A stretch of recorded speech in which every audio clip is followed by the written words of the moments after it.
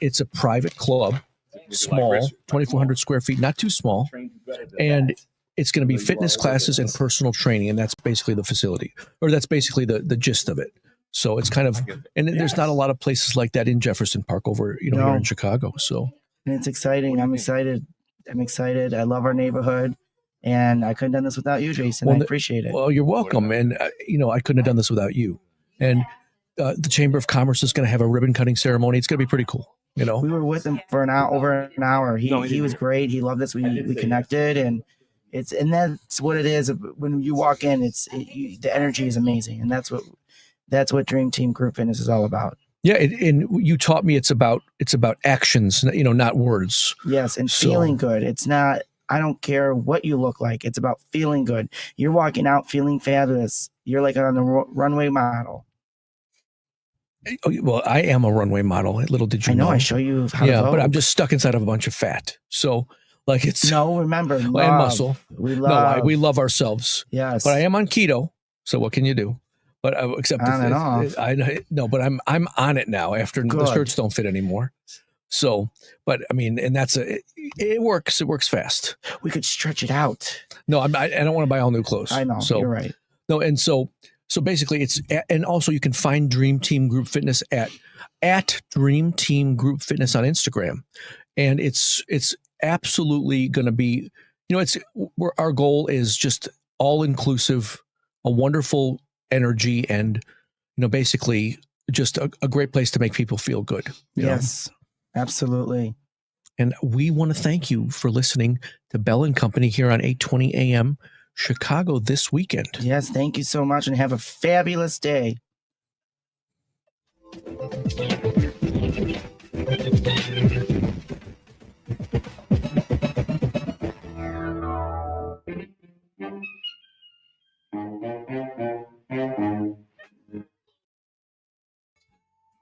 The preceding program, Bell and Company, was sponsored by Mario J. Bell, and to the extent applicable, their guests. The views and opinions expressed therein do not necessarily reflect those of Heartland Signal LLC or its management. This is Chicago's Progressive Talk, 820 AM, WCPT Willow Springs, and online at WCPT820.com, where facts matter. The following program, The Family Meeting, is sponsored by Polaris Insurance Agency, and to the extent applicable, their guests. The views and opinions expressed therein do not necessarily reflect those of Heartland Signal LLC or its management. Hey folks, it's Richard Chu, also known as Bad, the Black Asian Dude. Yes, we're on The Family Meeting, but right now, you've probably heard about my new show, Choose Views, Monday through Friday, 6 a.m. to 8 a.m. on WCPT. Choose Views is about pragmatic, progressive conversation with a bit of smash mouth talk. Tune in, 6 a.m. to 8 a.m., Monday through Friday on WCPT, Progressive Talk. Days of Sisterhood, a coloring book honoring the power of Black women by Candace Robinson, is a creative and inspiring platform that celebrates the strength, resilience, and beauty of Black women. Designed as more than just a coloring book, it serves as a tribute to the diverse experiences and accomplishments of Black women throughout history and in contemporary society. Grab your copy today at Amazon.com. Shades of Sisterhood, a coloring book honoring the power of Black women by Candace Robinson.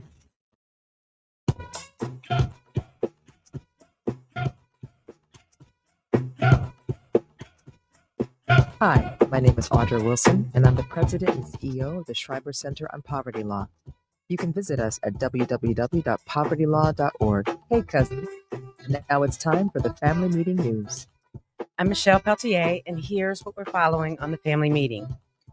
Sad news, Malcolm Jamal Warner, the actor best known for his role as Theo Huxtable on The Cosby Show, has died at the age of 54. Wasn't that really sad? His daughter was with him. Did you know that? She was swimming with him. A federal judge in Chicago on Friday blocked the Trump administration's challenge to policies in the state of Illinois, the city of Chicago and Cook County, that limit the powers of state and local police in assisting federal law enforcement on immigration-related matters. In her ruling on Friday, U.S. District Judge Lindsay Jenkins dismissed the lawsuit in its entirety, saying the U.S. Department of Justice lacked standing, though she allowed the department to amend its complaint. The case centered around the 10th Amendment, which addresses state and federal powers. Chicago businessman and politician Willie Wilson gave away free gas and groceries yesterday at locations across the city, mostly on the south and west sides. Wilson's 18th gas and grocery giveaway began at 7 a.m. Saturday at noon at 12 gas stations in Chicago and west suburban Hinsdale. Participants were able to pump up to $50 worth of gas. Wilson also gave away $25 grocery coupons. Wilson, who ran for mayor in the last 3 elections, has held similar giveaways for gas and groceries in recent years. He also donated millions of masks during the pandemic. Or what were y'all saying? The Austin Safety Action Plan Safe Zone, known as the ASAP Safe Zone, is the city's first official safe zone or designated neutral ground for feuding teen groups, organizers said. The area between Lake and Ohio Street and Waller and Parkside Avenues has been established as a safe zone since 2021, offering year-round programs dedicated to violence prevention and career development. The Safe Zone's ASAP Summer Youth Development Internship is a leading program for the season. Running from late June to August, the program teaches young adults career skills such as taking initiative, building discipline, conflict resolution, setting 5-year goals, and resume building. Students manage a budget that goes towards planning an event celebrating the end of the internship. Please visit our webpage, tfmradioshow.com. You can subscribe and follow us on Fanbase, Instagram, Facebook, Threads, TikTok, Spotify, Blue Sky, and Twitter. Also, subscribe and follow our YouTube channel. Hi. To view us live and receive reminders when we're on the air. We'll be right back. Hey, Family Meeting cousins. As you know, we've created a Patreon Family Meeting subscription and membership page to include you great listeners in our effort and give you a chance to very economically promote your business, organization, or local event. You can contribute as little as $5 per month to get your message out and support the Family Meeting as a viable voice. We know you appreciate our permanent interest dialogue, get up and dance playlist, and our great guests who stop by. So become a cousin and go to our website, tfmradioshow.com, and click the link.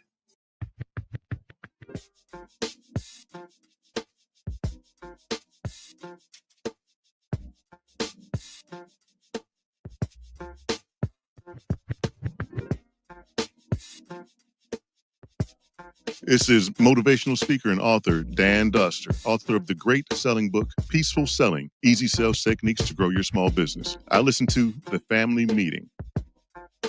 This is Kamal Murray. Check us out at www.excesstennis.org. I listen to The Family Meeting. Welcome. It's Family Meeting time, y'all. I'm your boy E, and this is the Worldwide Headquarters. Did I give that to you? Yeah, I didn't give that to you. Is he new? Is he new? I wasn't paying attention.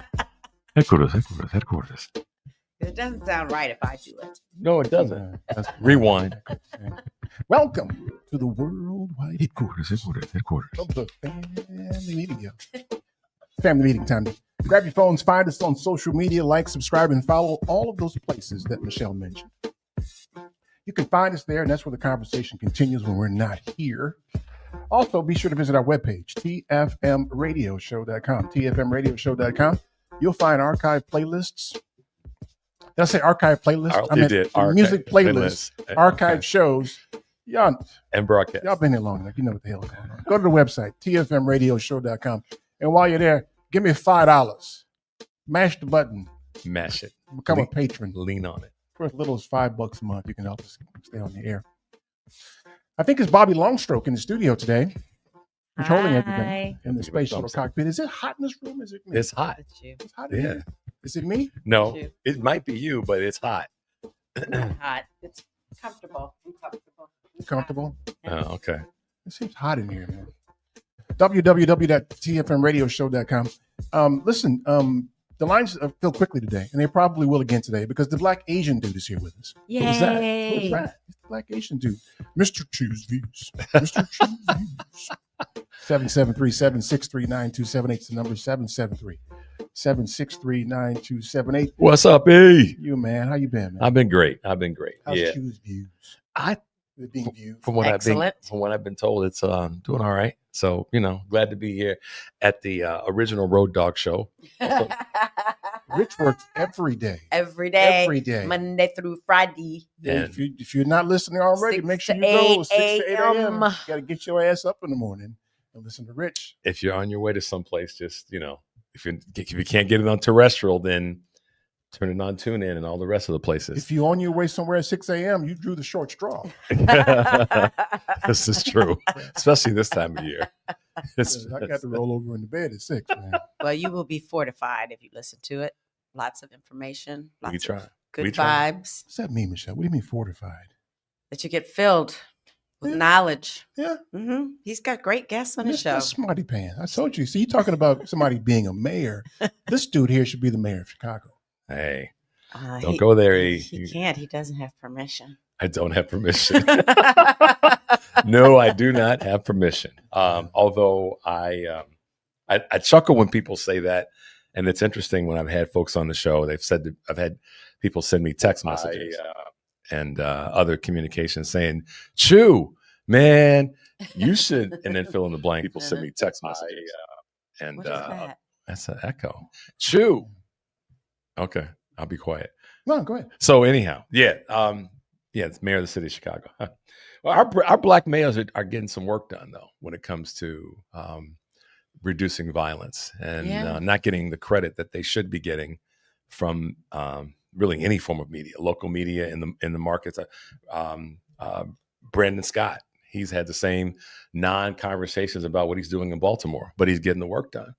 And in other cities where we have a black mayor, the numbers are down, but the conversation is not up.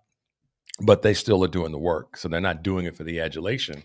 They're doing it for the promises that they made to the folks that got them elected. So, Well, and why do you think that they're not spoken of? because it's not sexy to the folks out there that don't want to talk about our successes for the same reason that anything else doesn't happen.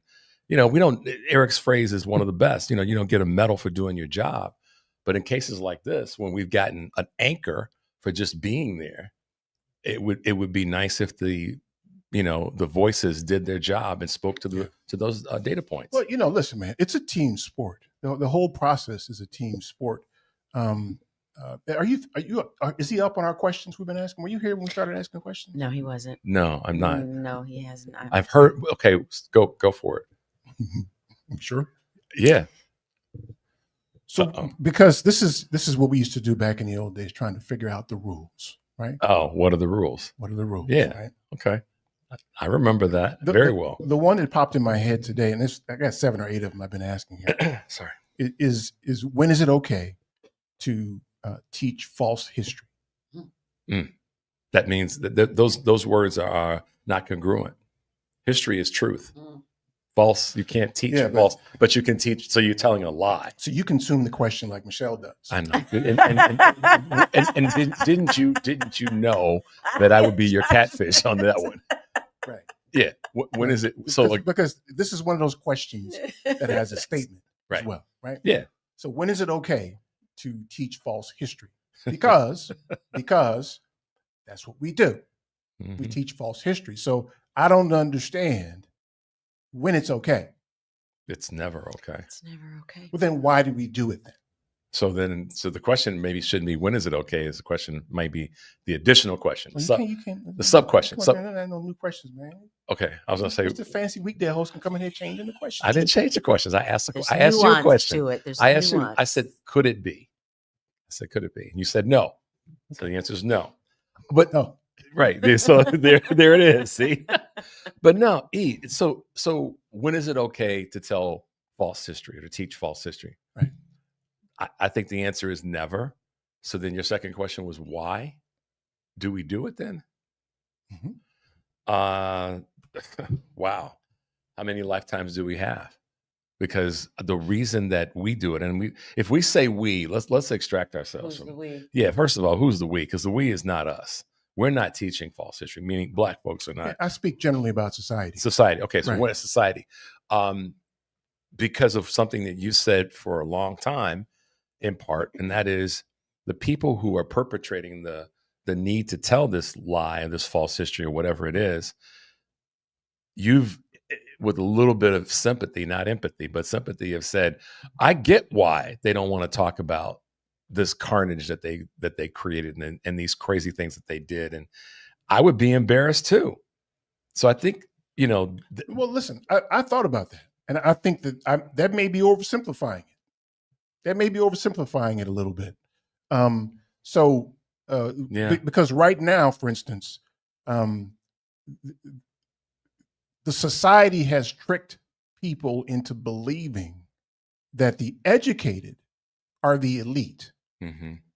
The billionaires drive a message that the educated are the elite. And so you've got all these people who aren't educated, who somehow or another have been hoodwinked into believing that. In fact, they go as far as, watch this, to look down their nose at you and call you elite. Right. They look at you like you're the scum of the earth.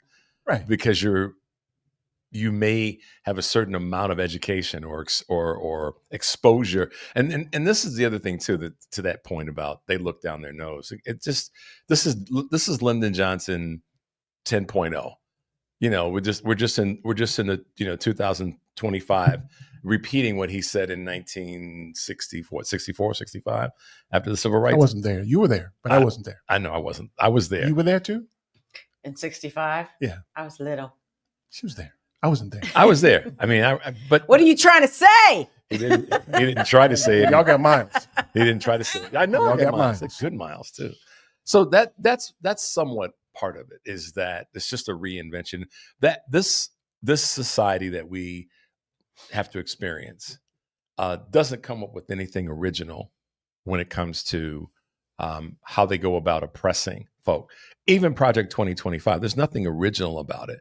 It's just a repeat of things that they've tried to do in a less it's a new game plan for achieving the same goal they've always had. Right. And it's not even really a new game plan. It's just operationally different because it's the same stuff. Yep. It's just they've renamed it and they've tried to make it legitimate. And then that in and of itself is a tool toward teaching false history, because it's saying that these things either didn't happen this way. And if they did happen, we're going to change who actually did it or why they did it. And that's all Project 2025 is, a revamping of that. I was, I think. So if you're educated, at some point you spent time trying to digest the Constitution. Mm-hmm. I don't remember taking a Constitution test when I was in school, but I know my kids did. A test or just the It was a test on the Constitution. Yeah. So I was watching. I ran across Barack Obama's last State of the Union address, where he said, and I may be paraphrasing here, "We the people," and he characterized "we the people" as being unambiguous, that it meant all of us. Right. And he's referring to the "we the people" in the Constitution. Mm-hmm. So we take Constitution tests at some point. So if you're not ignorant, if you don't chase the fairy tale, then in that same document, they characterize Native Americans as savages. Mm-hmm. Okay, so they're not included, right? So it ain't everybody. Nope. Right? In that same document, by amendment, people with brown costumes are 3/5 of a human, right, and have no right to vote. So they're not included. Did you say, sorry? So what's your boy Barack talking about then? Yeah. Right? Unless he's participating in this false history. Well, maybe he's speaking to the spirit of the document. Oh, good try. So then, all right. So let's go the other path. That he's supposed to be a constitutional lawyer. He should know better than that. What he should have said is that thing didn't include us. It's our job to see that it does. I see what you're saying. Yeah, I would. You could say both things. You can say this is the Constitution that we've been running and operating on for all this time, but here's what it doesn't do. That would have been an easy pivot for him to say, but here's what it doesn't do. Here's who it doesn't include, and go down that path. He didn't do it. Hindsight. I mean, I can tell you the week after, the month after, the year after that last State of the Union, I didn't process it that way. But as time has gone by, I have. And it's the same thing I've said about, what we wish he could have done, or not could have, but would have done. I mean, but this is not directed at him as much as it's an example of how people who we expect to advocate for our permanent interests make subtle contributions to the fairy tale. I think we oftentimes unknowingly. I will say we all do that. Without ill intent. I will take personal responsibility for myself when I see someone that doesn't wear the costume that we wear, or even a lighter shade of it than Michelle's. Shut up. That's right. But I said I'd skip past you just to be safe, because you're closer to hitting me than she is. And I know you will. But here's the point to that. Well, I think we all do. And when I don't immediately go after or get after someone that does something inappropriate to a person of color, a Black person or other people of color, I'm unintentionally contributing to not doing the thing in the moment, or not covering for the things that I believe in and talk about. Because sometimes we get caught short. But when we do lean into the belief that there are people that we've given our card to advocate for our permanent interests, and they have power, they have real power, palpable, and they don't. Those times are frustrating. But I think what I've learned, Eric, and I've really tried to hold myself to this, is I'm going to spend more time going after the people that are waving machetes in my face daily, and try to spend an adequate amount of time going after the others who we have given our card to say, listen, man, you're my advocate. I'm going to spend more time going after the ones that are trying to cut me off at the knees with a machete, that being the opposition. Yeah. But I'm not going to abdicate, still calling out the folks that you just talked about when they are right there and they have the opportunity to. Well, I think that in some instances can be a critical error, because I think that's why Democrats lose. It is. They spend more time trying to win over suburban white women and people who may or may not support them, and not enough time on those who are stalwarts. Well, in terms of the real numbers for all elections across the board is the 36% that didn't vote in this last national election. And then the same thing is probably true in local elections, and the list goes on. But I agree with you. We waste time going after the sort of, golden girl. Yeah, I don't know why we do that either. Well, I know why. Yeah, listen, what you need to know is that the Constitution is a white supremacist document. It's the only party that they meant to include in We the People are white land-owning men. Yes. That's it. Yep. And so if you're educated, you understand that this isn't necessarily a mistake or something. This is how it was originally drafted. This is how what you see going on now is how it was meant to work. Why do we and we've not, this country has not effectively punished those who stood in the face. No, not at all. And we got a lot of work to do there. Yeah. But okay. The number is 773-763-9278. Stay tuned for more of the family meeting.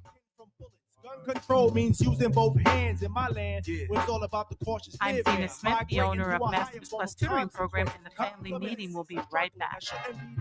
Man, every word I say should be a hip hop quote. Sick of shaking ass. The law office of Darnell Lyles is ready to help you. Whether it's personal injury, criminal, DUI, and OWI, nursing home, product liability, it doesn't matter. Call 219-939-9-LAW. That's 219-939-9529. That's right. When you're driving and get into a wreck, had a few drinks too many? A cop hits you with a DUI or OWI? Arrested and facing criminal charges, misdemeanor or felony? Purchase a product that causes you or a loved one harm? When your loved one is neglected and abused in a nursing home? That's right. You better call Attorney Darnell Lyles and get represented right. And the first consultation is free. Yes, free. So call right now, 219-939-9LAW. That's 219-939-9529. Attorney Darnell Lyles. Calling all valued members of the American Veterinary Medical Association, or AVMA. Your future retirement goals can be achieved.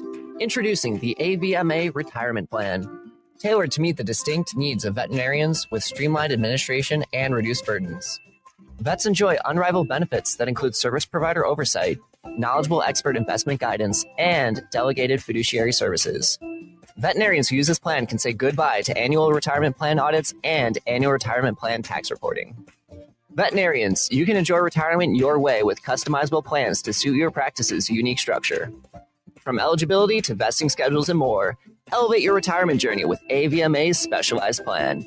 Learn more by sending an email to polaris@polarisadvice.com. Secure your veterinary legacy starting today. Email us at polaris@polarisadvice.com. Securities offered through LendStreet Financial LLC, member FINRA and SIPC. Investment advisory services offered through Polaris Wealth Management LLC. Polaris Wealth Management and Line Street are not affiliated. Do you have a pain that won't cease? A health issue that's not getting better? It may be time you visited Health on Earth Wellness Centers. With over 20 years experience, 4 Chicagoland locations, and patients that range from 2 months old to 93, Health on Earth Wellness Centers are fully prepared to meet all your chiropractic needs. We have state-of-the-art facilities in Crestwood, Tinley Park, the South Loop, in Naperville. Don't let being healthy be your last resort. Make it your first choice. Make an appointment today at healthonearth.org. That's healthonearth.org.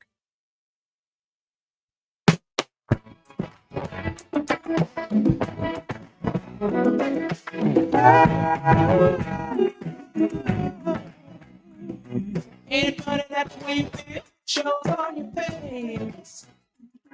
And no matter how you try to hide it, face your case. Now I'm proud to bring spirits down to the ground. And never let you see the good things all around. Every time I see the light, I feel explode. I look right out and the wind won't blow. But that can't make me sad, just can't make me. Whoa, I've been there before. Don't wanna go no more.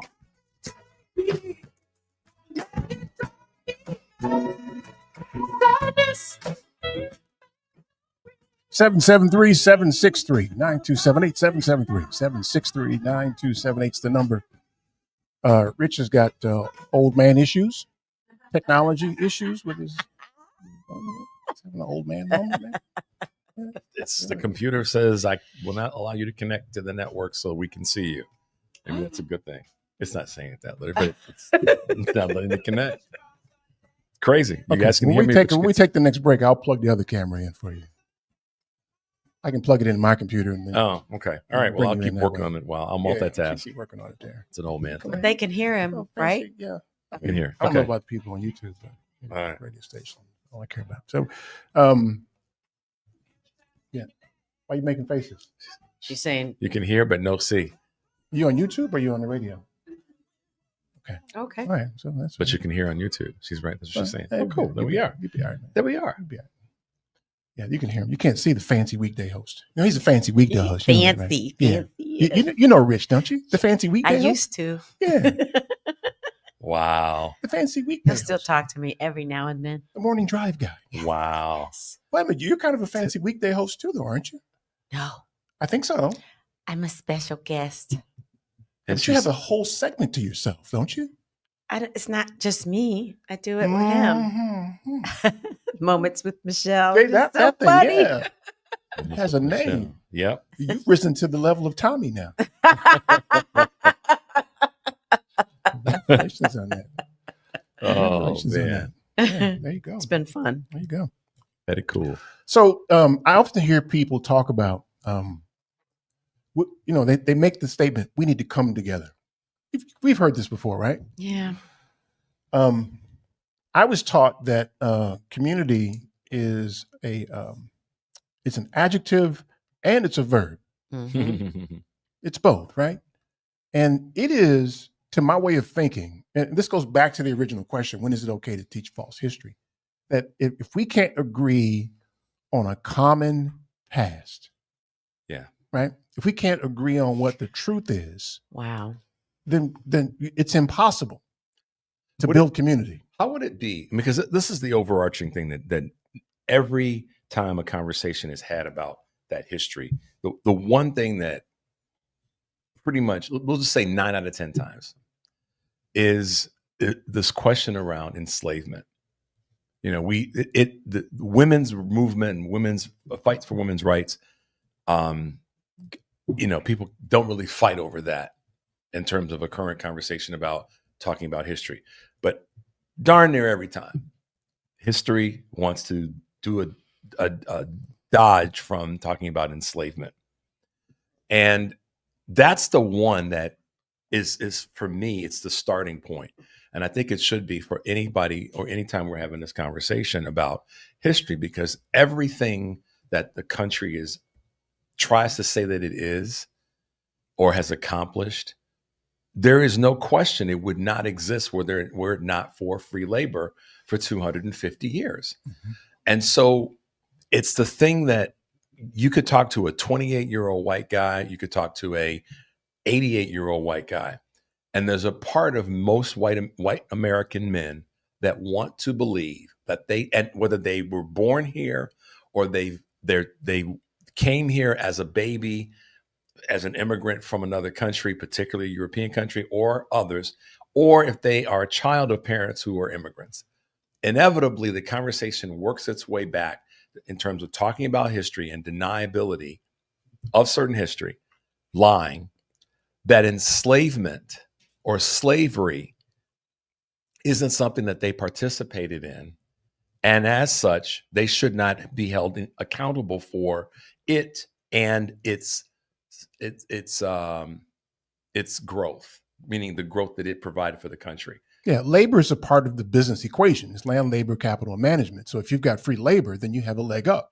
Even if by definition. Even if we were all robots 300 years ago, somebody had to design the robots. So that took labor to design the robots 300 years ago when we didn't have robots to our knowledge. Mm-hmm. So for me, it has to start with that conversation. It has to start with the conversation about enslavement. America has too many people that are in ongoing denial about that. And it is so Eric, you and I are pretty good, and Michelle, at building organizational charts for developing a business plan, mm-hmm. right? Mm-hmm. Or financial plan and all the rest. So we start somewhere, right? Yeah. And that's what this country won't do, is it won't start with reality. It won't start with which makes honesty, it impossible to build community. Which makes it impossible to build and have truth as we go forward. And the country just keeps denying that and denying it and coming up with excuses and other. Yeah, but I think it ranges though. It ranges from denial through these subtle contributions. I heard somebody this week in talking about the age of enslavement, where they talked about Thomas Jefferson and how he didn't whip his enslaved peoples. Like that was an attribute.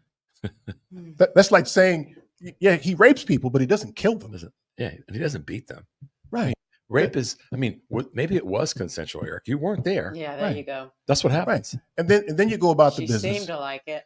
Then you go about the business of naming buildings, mm-hmm. schools after kidnappers, plunderers. Yeah. Right. So you romanticize the George Washingtons and the Thomas Jeffersons of the world,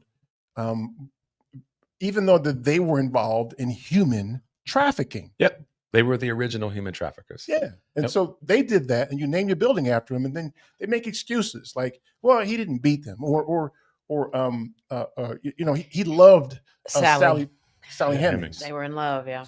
But he enslaved her. Well, she was also a child. He loved that he could enslave her. He loved that he could enslave her. Right. So as you watch what's going on right now, where they are beginning to make excuses for the Orange Menace and his child molestation. Yep. Right. I'm appalled by this whole conversation. Yeah, but people behave like this is new. This is part of the fairy tale. This is not, and it's nothing new. I think my camera's back on. I don't know if you. Oh, I got to add you to the studio. Okay, go ahead. We know him as Yes, we do. All right. Put him on Neo. Thanks for letting me in. I can sit in the back. I can sit in the back. I'm really good at listening and taking orders, right, Tiffany? She knows. I have one ally today. Two. Yeah, Two. two. Sorry. No, it ain't y'all. It's right here. Sorry. So that ongoing lie, or sorry, that original lie, people want to call it the original sin. And somebody should really slap the taste out of Jay Tapper's mouth for using the original sin in a book that we know the original sin in this country is a completely different thing. Another day, another conversation. But that to your point, Eric, if you can't start it right, it's not going to be right. And sure as heck is not going to finish right. And then you can't build community. No. So this notion of let's come together, how? Yeah. I mean, unless you go home and tell your children, the people in school are lying to you. What they told you? No. Columbus's dumbass got lost. And when he found a place, he plundered and committed genocide. Mm-hmm. So no, we ain't celebrating Columbus Day. No. And no, I'm against naming your school after George Washington. He was a trafficker. And a now, rapist. and now, Eric, this whole And he stole a brother's teeth. yeah. He put it in his own damn mouth. First off, it's nasty. Did he have any baking soda or peroxide to kind of straighten that out a little bit first? How was his breath? Oh, please. See. Yeah, that can you imagine? We could have some fun with this one. Can you imagine the breath of folk back then? Oh my God. Because nobody had invested in any mouthwash to our knowledge, or breath fresheners, or any mints. Yeah. Well, what kind of raggedy eating are you doing when you lost all your damn teeth? Yeah, and what they were eating, which okay. And so you know what, Martha? I have a great idea. I'll go out there to one of these slaves and get some teeth. That's what I'll do. Let's see if Buck How about that for a harebrained ass idea? will let me have his teeth. So unless you're willing to have that conversation, and listen, it doesn't mean that we should impugn him. I reference Bill Cosby all the time. I'll be damned if you're going to take Bill Cosby from me, his contribution to my life. Yeah. The Cosby Show and Fat Albert in the Gang. Not at all. Yeah, so both things can exist, right? I can say Bill Cosby did a terrible thing. He's a terrible person, but he made a meaningful contribution to my life. So let's do that with George Washington. We ain't naming no buildings after Bill Cosby. In fact, Spelman took the name off the building, right? Yeah, see, Let's take the names off. Because we do the right thing when it comes to the wrong thing happening. Yes. We do. We really do. Unless it's a white man. No, we. Now I'm tightening up the definition of we. Us. Spelman did that. Not what's the university in Pittsburgh where he supposedly went, Trump. So important. Yeah. So we do the right thing when the wrong thing's been done. To that end, going back to this conversation about how we just keep perpetuating this. I would submit that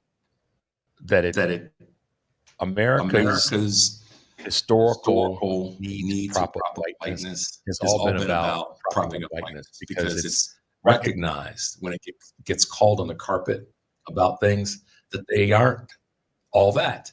And you remember, if you guys seen some of the clips of President Obama when he's been on All the Smoke and The Pivot, and they've asked him questions like this. So what have been some of your most revealing, and I'm paraphrasing, I'm trying to remember, Eric, I'm old. Older. But he's been asked a question. So President Obama, what's it like when you've been in these meetings, you've gone to these, different events, and you've been sitting and talking to people who knows what they're talking about. And they, what's been your assessment? And he said the one thing that was very, very clear to me is that, I go into these meetings expecting the room of folks to be, brilliant, all these other things. Mm-hmm. And what he's not saying is a room full of white folks. Let's just be candid. Mm-hmm. He doesn't say that, but you can tell that that's because of his need to still have some respect. But what he's saying is, and he does say clearly, says you realize that they're not all, you walk away from these meetings and you go, you thought that they were this and that and the other, but they're not all that at all. And so that's at its core why we are in this. This is me. If you're in a kayak and you keep pedaling and going around in circles because you don't know you have to paddle on both sides to move straight. or more or less on one side to change. What we're doing as a country is we're paddling off of one side and going around and around. Look at the fancy weekday host with the analogy today. He's really good. I'm telling you. I'm saying that's why you're the weekday host. That's why I got cousins. That's why I got cousins like y'all. This is the morning drive. See, because here's the thing. Here's the thing. This is what's so great about being Black. We hold each other to account. We go to the Apollo one day. Right. We roll in, and if I'm not handling my business right, y'all gonna tell me. It won't take long. See, this is how I know I'm doing an okay job. I'm doing better than 51% because I haven't gotten that call from Eric or from you, Michelle, or from Tiff, or many other Black folks. I'm like, hey man, I've gotten a couple text messages from Black folks that have said, hey Chew, come on, man. I have. That have said, hey Chew, come on, man. And I'm like, okay, I need to clean that up. And I have in the moment, or certainly within 24 hours. Not that I said something wrong, but I could have said it with a little bit more vim and vigor. And I've had a couple people say to me on a number of occasions, stop apologizing for your passion. Yeah. And I know that's you do say I'm sorry. And I'm sorry. Yeah. And that's come from Black folks. So my point about all this I used to call him the conciliatory ass.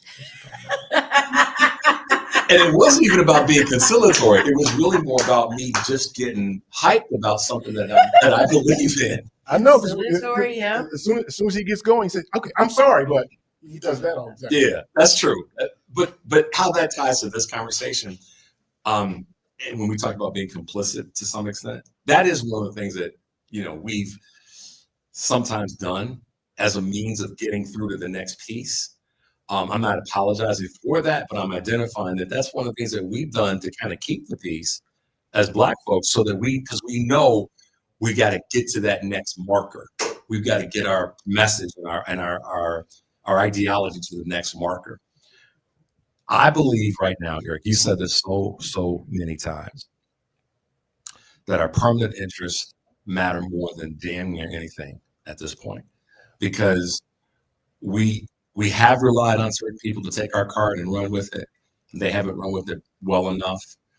We stepped in to encourage them to do better, but it's the people that are opposing us, visibly opposing us, that are the ones we really have got to.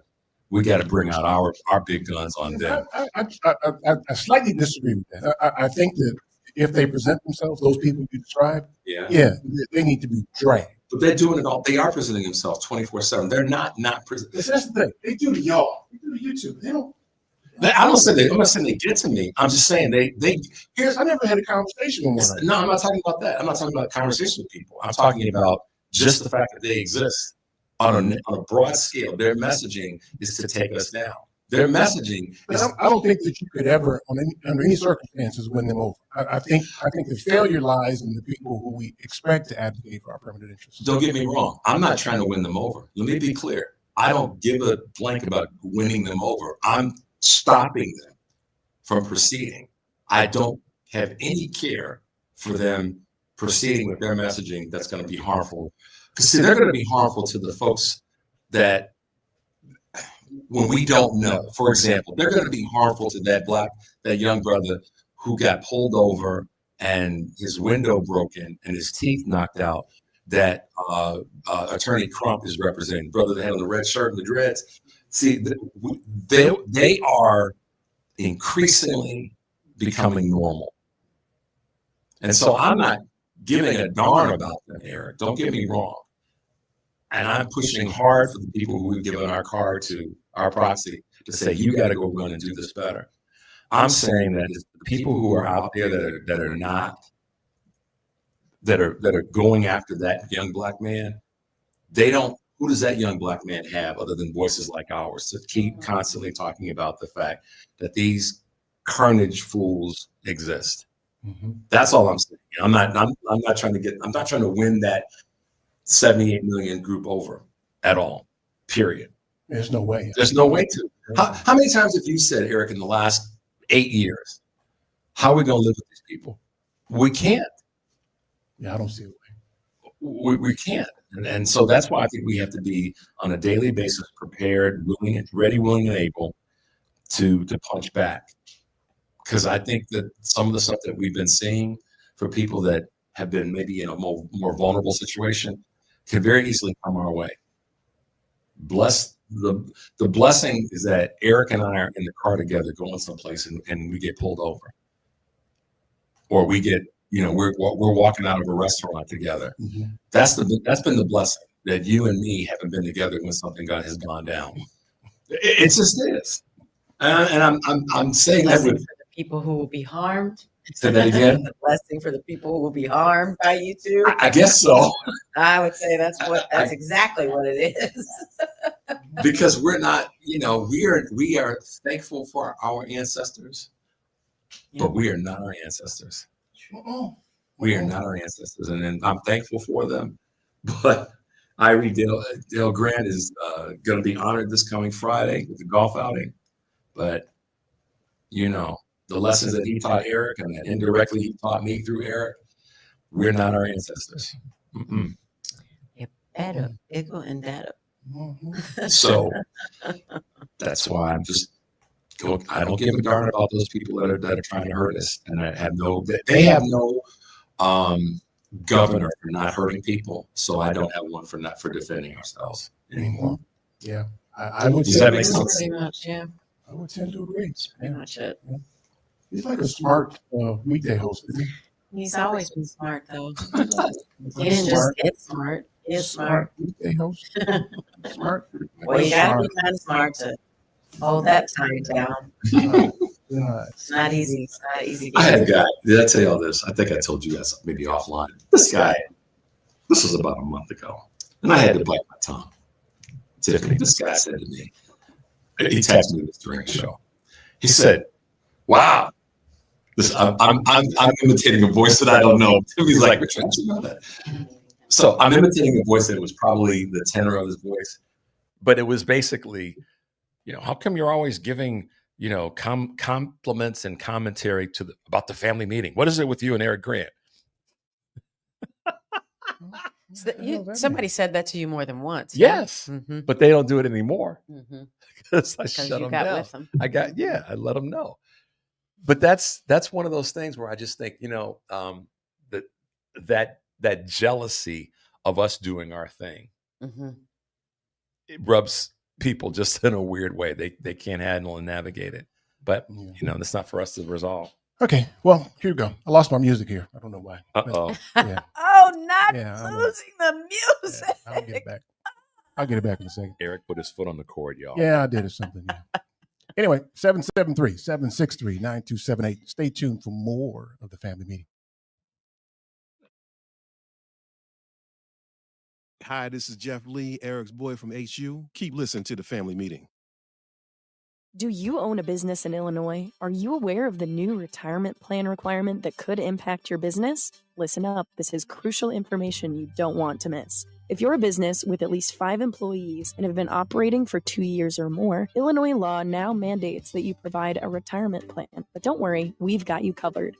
Polaris Wealth Management can be your professional partner in navigating this new landscape. We specialize in helping businesses just like yours establish affordable retirement plans that meet your needs and keep you compliant. You may avoid penalties as high as $500 per employee by acting now. Our team of seasoned professionals will guide you through the process step by step, making it easy for you to set up a 401k, a simple IRA, or another qualified retirement plan. Visit our website at polarisadvice.com for more information, or shoot us an email at polarisadvice.com. We're here to help you provide your employees with the retirement benefits they deserve while safeguarding your business from potential fines. Don't let these changes catch you off guard. Contact Polaris Wealth Management today, and let's work together to build a better retirement future for your employees and your business. Visit polarisadvice.com or email us at polarisadvice.com.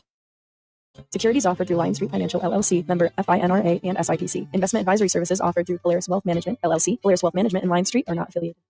Dates of Sisterhood, a coloring book honoring the power of Black women by Candace Robinson, is a creative and inspiring platform that celebrates the strength, resilience, and beauty of Black women. Designed as more than just a coloring book, it serves as a tribute to the diverse experiences and accomplishments of Black women throughout history and in contemporary society.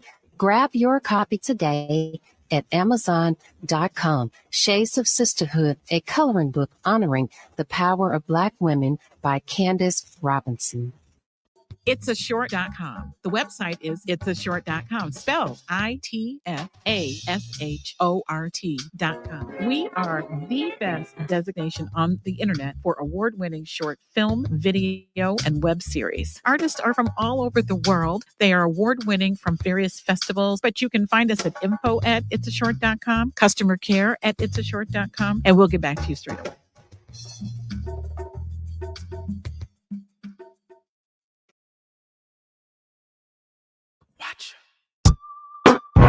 Yeah. What I do for a living, eat for a living, watch. I live for a living, watch. Okay, let's do this. Watch. Things just ain't the same for gangsters, but I'm a little too famous to shoot these pranksters. All of these rap singers claiming they bangers, doing all sorts of twists with they fingers, disrespecting the game, no home training the manners. I was doing it when you was in Pampers. I was moving them for you knew what a hand that hand was, ducking the vans, radars, and scanners.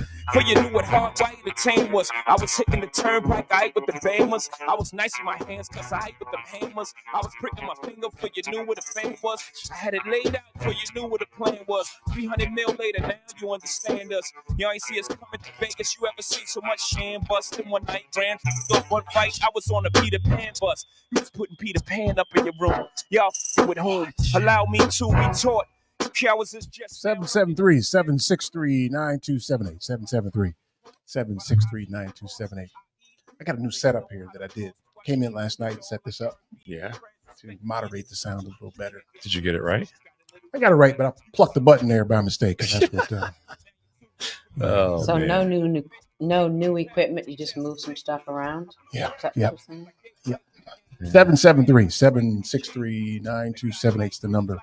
Well, it You says- figure out I'm your camera yet, man? I figured it out. It was on, and then when you did whatever you did, it went away. Man, come on. It was when you did your Look little. at Mr. Fancy Weekday Hills can't make his computer work. How about that? He doesn't have to use his when he's at. I do station. use it. I do use it, but not for the camera. I use it for other stuff.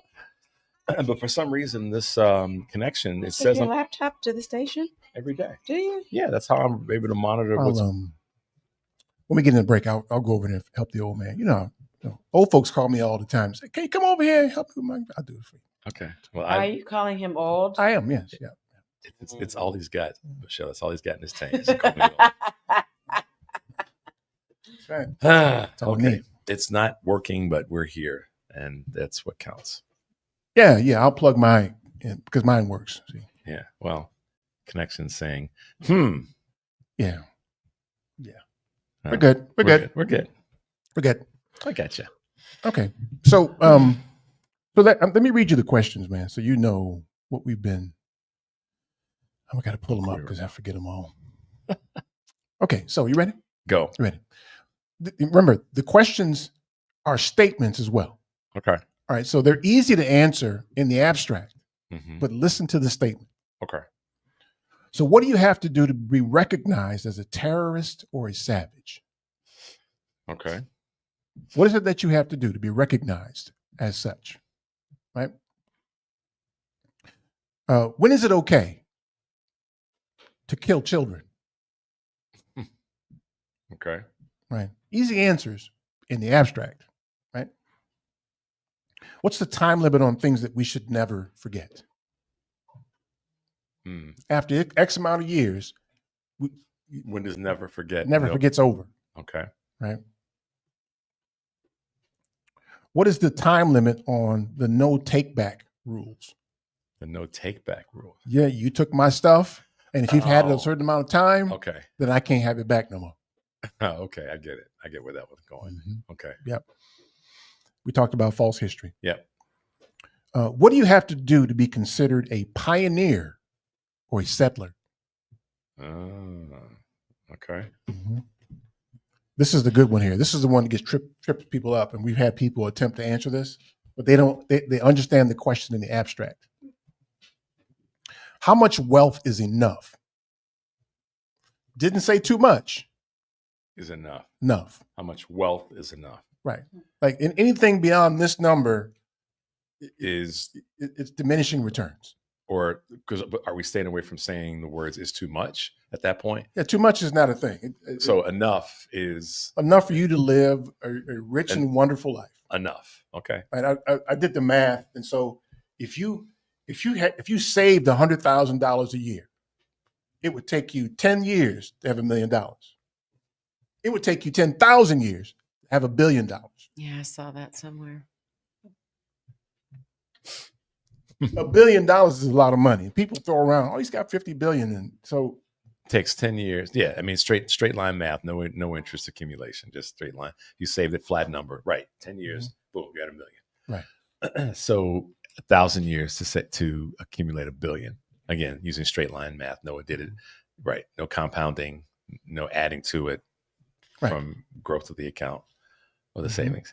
Yeah, 1,000 years. You've Nobody's. We haven't even existed as a country for 1,000 years. Right.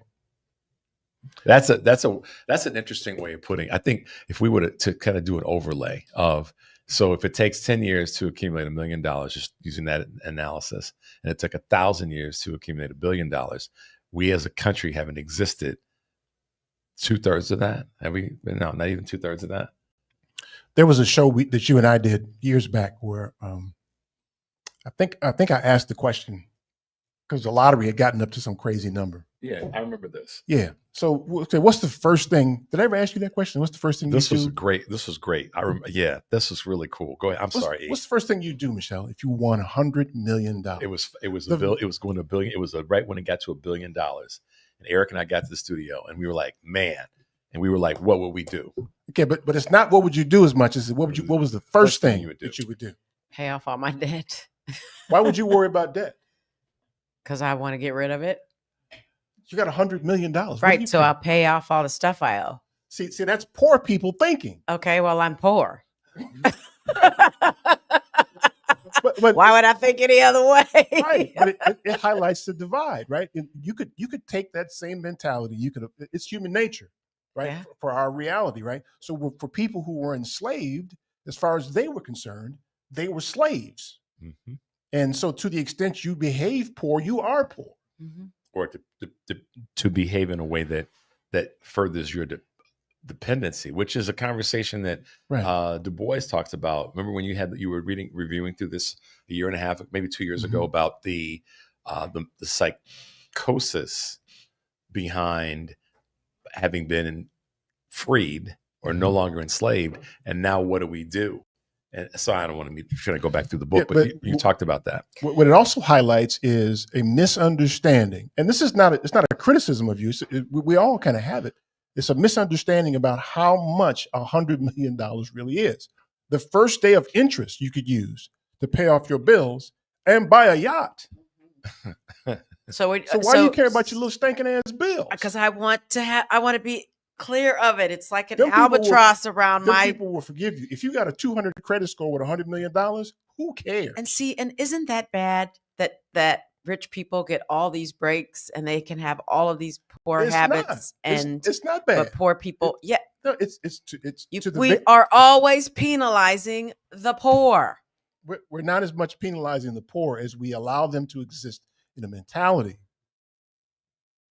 So you don't understand. Most of us don't understand what it's like to have $100 million. I have no idea. Right. but if you sit down and do the math, right? And for those who sit down every month and write your bills all down, right? You take your money, you figure how many of these bills I can pay.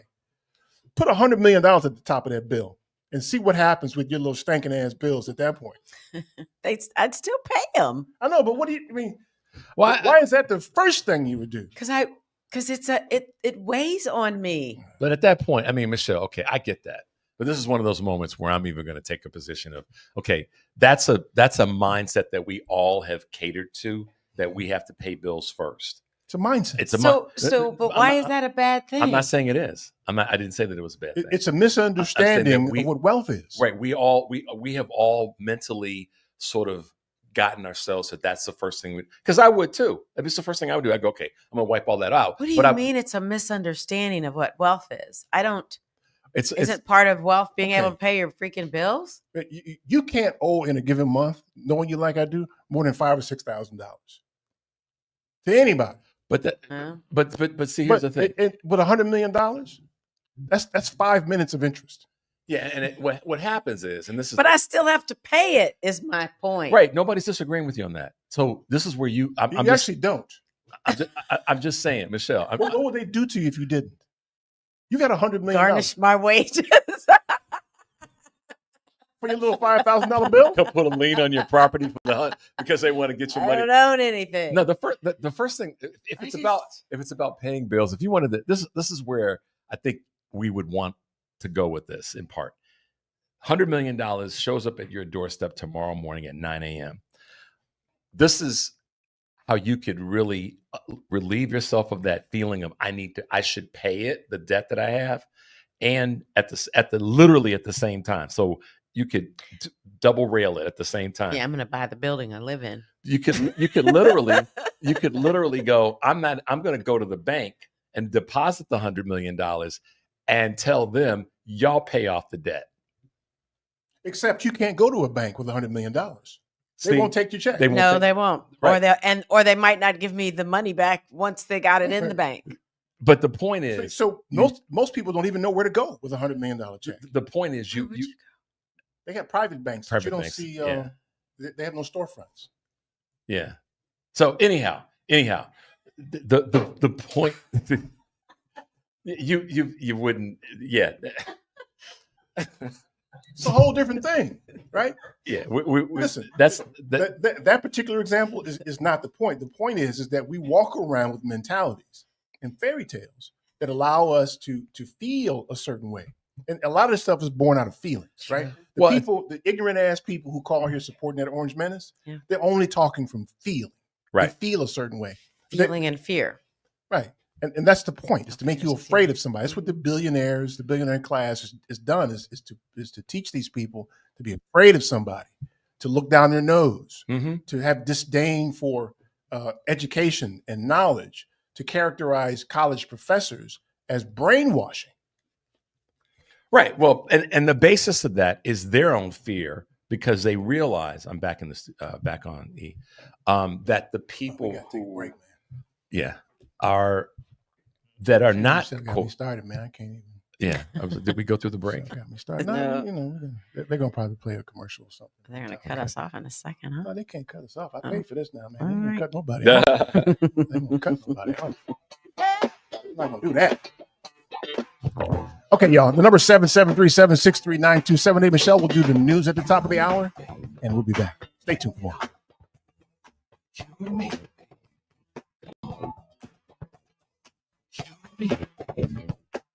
This is Attorney Gina JAMII blog.com. Keep listening to the family meeting. You to get empowering financial advice. Save and plan. If you are like a lot of people, you'd like to work with a financial planner, but don't know if you earn or have enough to invest. Save and Plan will allow us to work with nearly anyone from young professionals to retirees looking to travel the world. Save and Plan is simple. Just sign up to save on a systematic monthly basis directly from your account and gain access to a planner and our planning services. Once you sign up, Polaris gives you a customized financial plan, a real person to speak with, and information to help you make good financial decisions. Your dedicated planner is just an email or phone call away. Save and Plan offers empowering advice for everyone. Visit us at polarisadvice.com. Call us today at 312-951-2606 or email us at polarisadvice.com. That's 312-951-2606 or email us at polarisadvice.com. Save and Plan.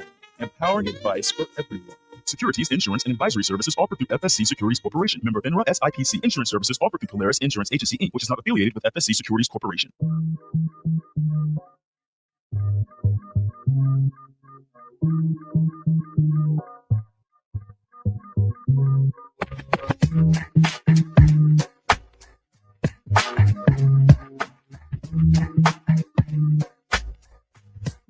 This is Miss Lady B, La Boricua. Now it's time for the family meeting news. Welcome back. Ooh, this is Michelle Peltier, and here is more of what we are following on the family meeting. Cook County Board President Tony Preckwinkle has unveiled a $25 million funding package to reduce gun violence and support survivors throughout Chicago and the suburban Cook County. Stop it! I can't concentrate. The money, not yet. The money distributed via the Justice Advisory Council is divided between two initiatives: the Cook County Community Violence Intervention Program and the Cook County Wraparound Services for Survivors of Gun Violence Program. All the time, 28 community-based organizations will be awarded grants to broaden and deepen efforts, including street outreach, case management, trauma-informed therapy, and immediate crisis response. This funding marks another step in the county's pivot away from solely relying on the criminal justice system and toward a wider public and community investment model for confronting gun violence. My apologies, because they're talking in the background, so that's why I'm a little distracted. Mayor Brandon Johnson said Thursday he would not propose a property tax hike to help balance the city's 2026 budget, even as officials prepare to face a likely budget deficit of $1.2 billion during what officials have called one of the most difficult budget years in Chicago history. I will not be proposing a property tax increase in my budget, the mayor said after an unrelated event on Thursday. I'm going to continue to work hard to find progressive revenue so that we can continue to make critical investments in transforming our city. Continue to say, I'm counting on the city council to join me in my effort. All right, so no property taxes. Okay, everybody, this is the last. When you see us next Sunday, we will have had the golf scramble. And so this is my last plea to our listeners. Richard, you can talk about it a little bit. You've been for the last couple of years.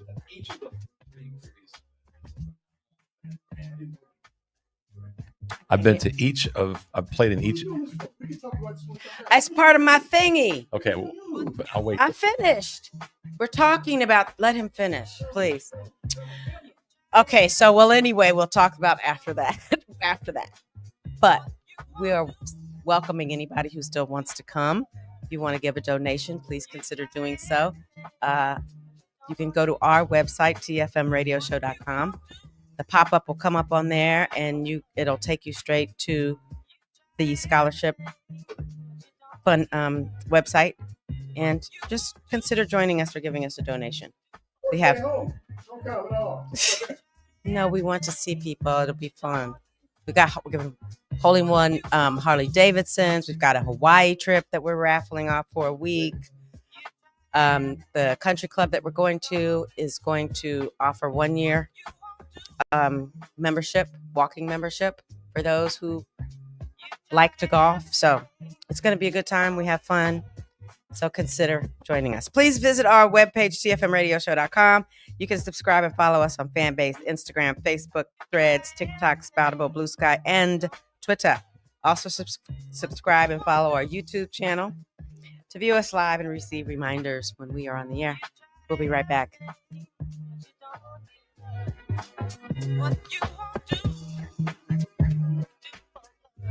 This is Chicago's Progressive Talk, 820 AM, WCPT Willow Springs, and online at WCPT820.com, where facts matter. Hey, family meeting cousins. As you know, we've created a Patreon family meeting subscription and membership page to include you great listeners in our effort and give you a chance to very economically promote your business, organization, or local event. You can contribute as little as $5 per month to get your message out and support the family meeting as a viable voice. We know you appreciate our permanent interest dialogue, get up and dance playlist, and our great guests who stop by. So become a cousin and go to our website, tfmradioshow.com, and click the link. Well, all right. Gotcha. Citizens of the universe, recording angels. We have returned to claim the pyramid.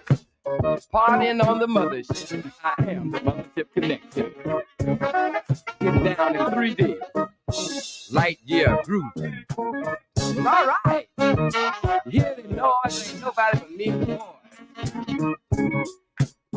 Get down. Get it, fellas.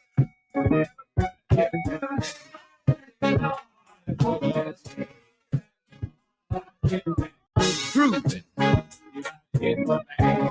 All right, start y'all here.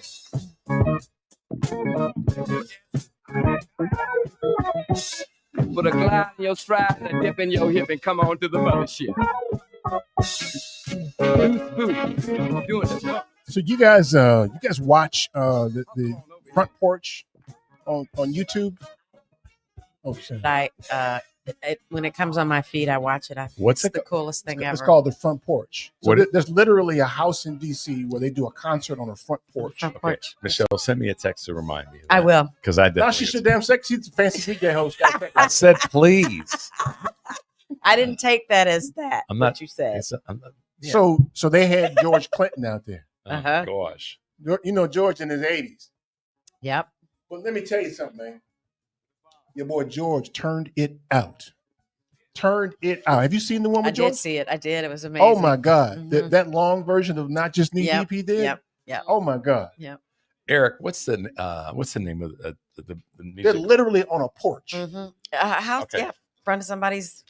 Whose house is it? Do we know? Somebody please send me a It's text. Moochie's house. Moochie? Moochie's house. Moochie's front porch. Oh, it's Moochie's house.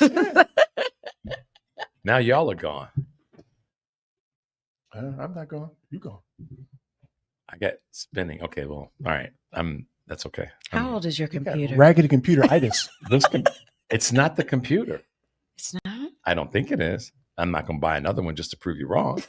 You know, it should be working. I didn't have this the last time I was here. I know. So I don't know. Throw it against the wall and kick it a couple They can. times. We can hear you though. All right. All right. That's the important part. That's the important part. It is radio. True. But it's not TV. But it's not sophisticated radio. No. It's a raggedy ass rust bucket. Tell me the name of the guy who is from DC, the music guy that you always talk about. Chuck Brown. Chuck Brown. So this was about a month ago. And I can't think of her name now, but I had a woman on from DC that's part of this digital, a part of a company that's created a digital tour of Washington, DC called 51 Steps. Mm-hmm. It was the coolest conversation. Yeah, it was. It really wasn't a great, okay.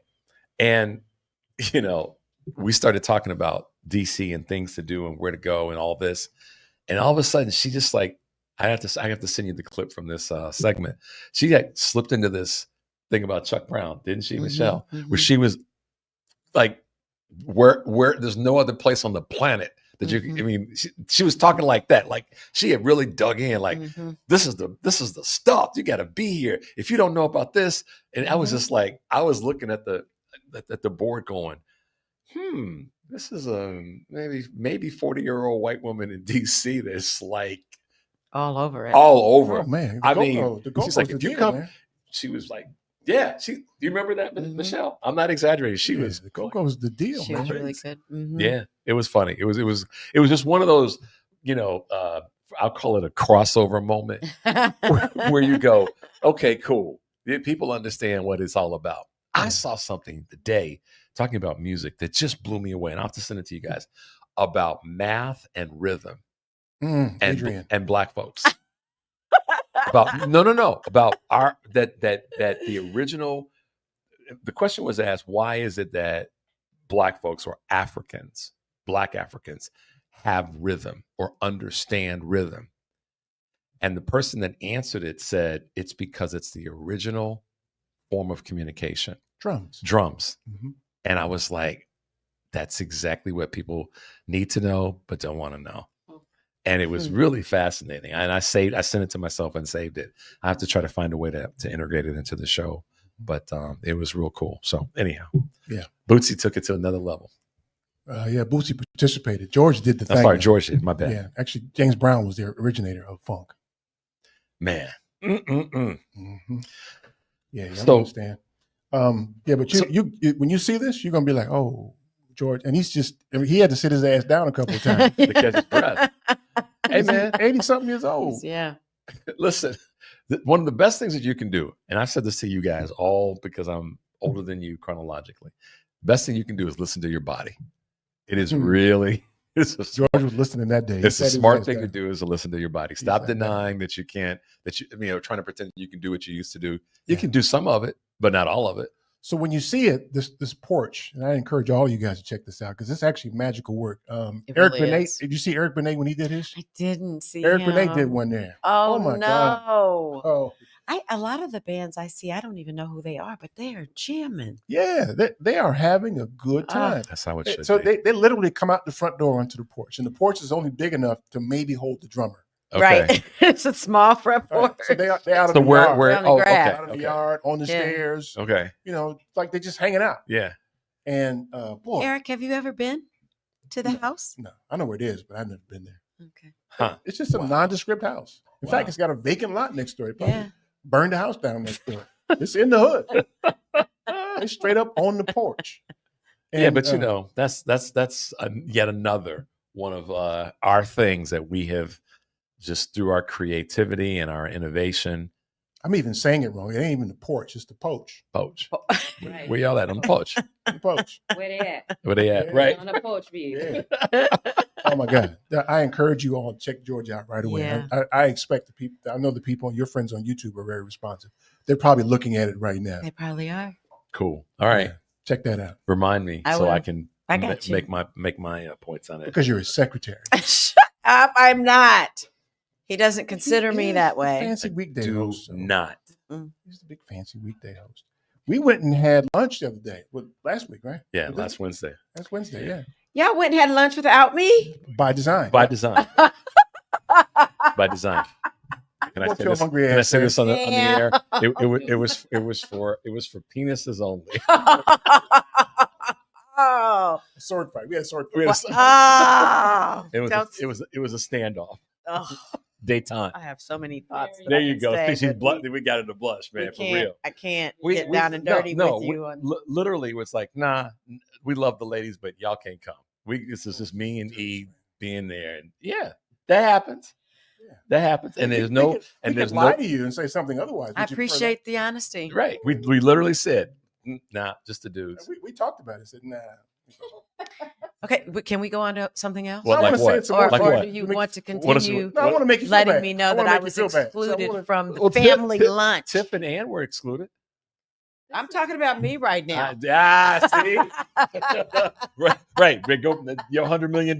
First thing, I'm gonna pay off my credit card. I ain't helping nobody else. Let me put a period on that, though, since you brought it up. The understanding of what $100 million is by itself, when you understand it, then you begin to question $1 billion, Sure. right? And the utility of having anything more than $1 billion. Mm-hmm. I mean, at a certain point, you couldn't. First off, at $100 million, you couldn't smoke it all up if you wanted to. At $1 billion, you can't buy enough houses. You remember that movie Brewster's Million? Brewster's Million. It's He like, tried giving away. It's like that. And what it was only how much was it? You can't lose it all. Yeah, I forgot how much money it was that he was going to get, but still, It was 50 million, 500 million. I think it was 300 million. But anyhow, he's still right. He couldn't figure out ways to give it away because every time he turned around, he had more from the interest. Yeah. Yeah. And to that end, though, so Eric, would you? This may sound crazy. So we can't legislate morality. So it's probably going to sound crazy then. Okay, Right. it's going to sound crazy. Because you said it's probably going to sound crazy. But would it be even reasonable to think that we could say at a certain point, the money that wealth, this goes back to kind of the conversation that Bernie's been having and others, that at some point that money has to be, we have to find a way to distribute that. I don't want to say redistribute. We have to find a way to make that part of the general welfare of society, because it actually is wasteful at that point. Because if it can't think, I mean, if we think about it like this, if it's 1,000 years to accumulate $1 billion, nobody's going to live that long, and we haven't existed as the United States for that long, for 2/3 of that time. So at some point, it's almost like it's wasteful, it's irresponsible, it's immoral, because where is it going to go? I think it was Roosevelt who set the tax rates at the highest marginal tax rate. I think Roosevelt said this. It may have been somewhere in between, at 90-something percent. 92%. 92%. So, and that's on the top marginal rate. Mm-hmm. So what it said, its essence is at a certain point, I think it was at that point, it's probably $2 million or something like that. After $2 million in 1942, that's plenty. Yeah. Yeah. Because Well, I mean, it gets ridiculous after some point, right? Jeff Bezos has a yacht for his plane. yeah. It's just ridiculous. And we sell and again, But I don't want to get in the business of counting people's money Right. or penalizing Right. how they spend it. Excuse me. I know, but That's your thing. I know, but it goes to the morality and the. I don't know if I'd attach morality to him having a yacht for his plane. Thank you. I mean, it's stupid because what it is. then it becomes a question of proportionality. Then Right. one could say, well, then okay, so if another person is worth $10 million and a person's worth $1 million, so we're talking in percentages of 10, aggregate 10 going up. Is it fair that the person that it's at $10 million doesn't give away as much percentage wise as a person that has $100 million? So I don't want to that's why I said it may sound crazy to like legislate morality or anything like that. But I do think that at some point, and the only mechanism that we have, Eric, correct me if I'm wrong, is our taxing system. That's it. And we should be more willing to wield that for the betterment of society. So this goes right back to educational ignorance. Right. If the fact that I just said we said 92% is the highest marginal rate, these idiots think that all your money's taxed at 92%. That's not the case. They don't understand the aggregate tax. They have no idea. Nah. No. And that's this is one of the questions, if it's not, and I don't You want to add a know. question now? I'm asking you, is there Fancy weekday host? See how they do? See how they do? Right, we ask questions. I couldn't remember. I said, is one of the questions about education. I know Is it okay to teach false history? Okay, so then in that would be could there be in It's an the adjunct question to me. yeah, Okay. or just a part of that, because I know we talked about permanent interest. See how and he does? Education is one of the K through 16 Mm-hmm. things, but is that something that could be built into that question though? How if we're teaching false history, what are we not teaching? Are we not teaching the truth? Or I'm stuck on that. And I'm trying to figure my way through it, admittedly, but that's the other side of that. If we're teaching false history, But remember the statement though, because I know. the statement underlying the question, it kind of asks that too. True, I get it. Right. I get it. So how long do you tolerate your kids coming home and telling you what they learned about Columbus today? Wow. How long do you come home? I If your mean- kid came home and someone told him that, you know, black people have tails, and they walked in the house and you said, no, hell no. Who told you that? Mm-hmm. Right? That's the same way you should react to the story of Columbus that they tell. So who were you talking about going home?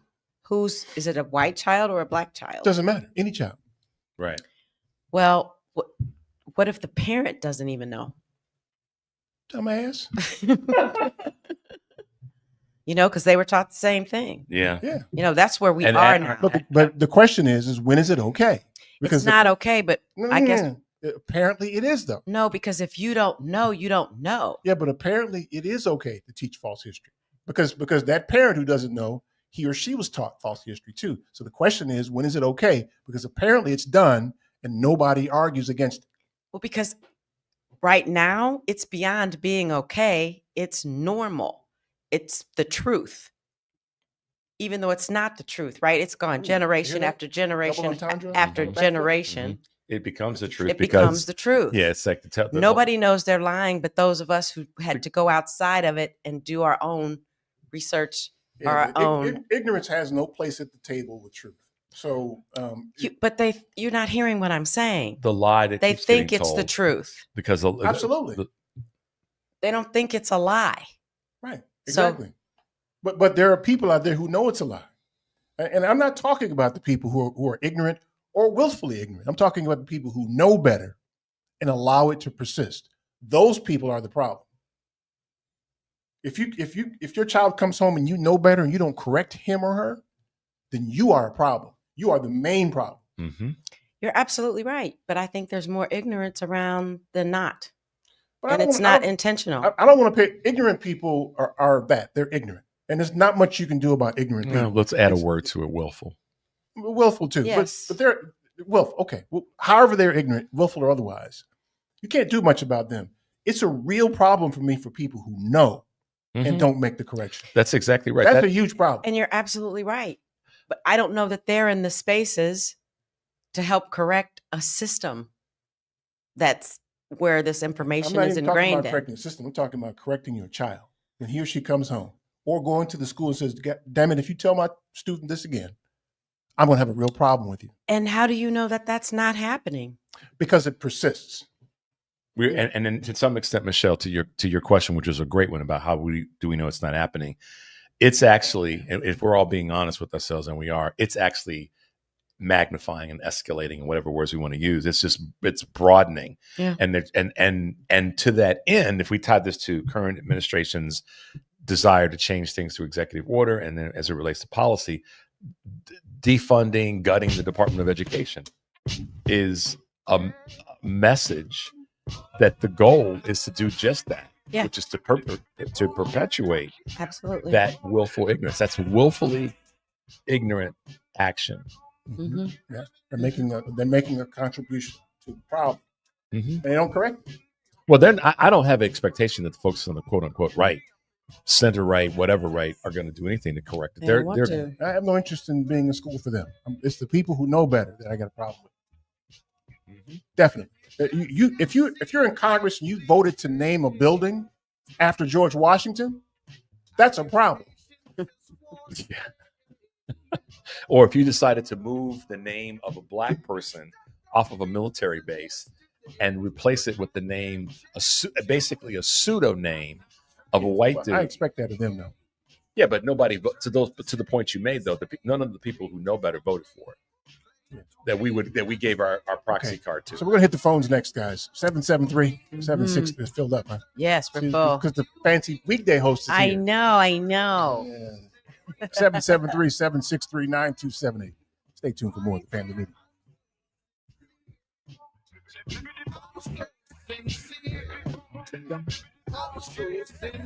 I'm Brett Ryerson from the Global Alliance for Safe Food Storage. You can find more information at safefoodstorage.org. Keep listening to the Family Meeting.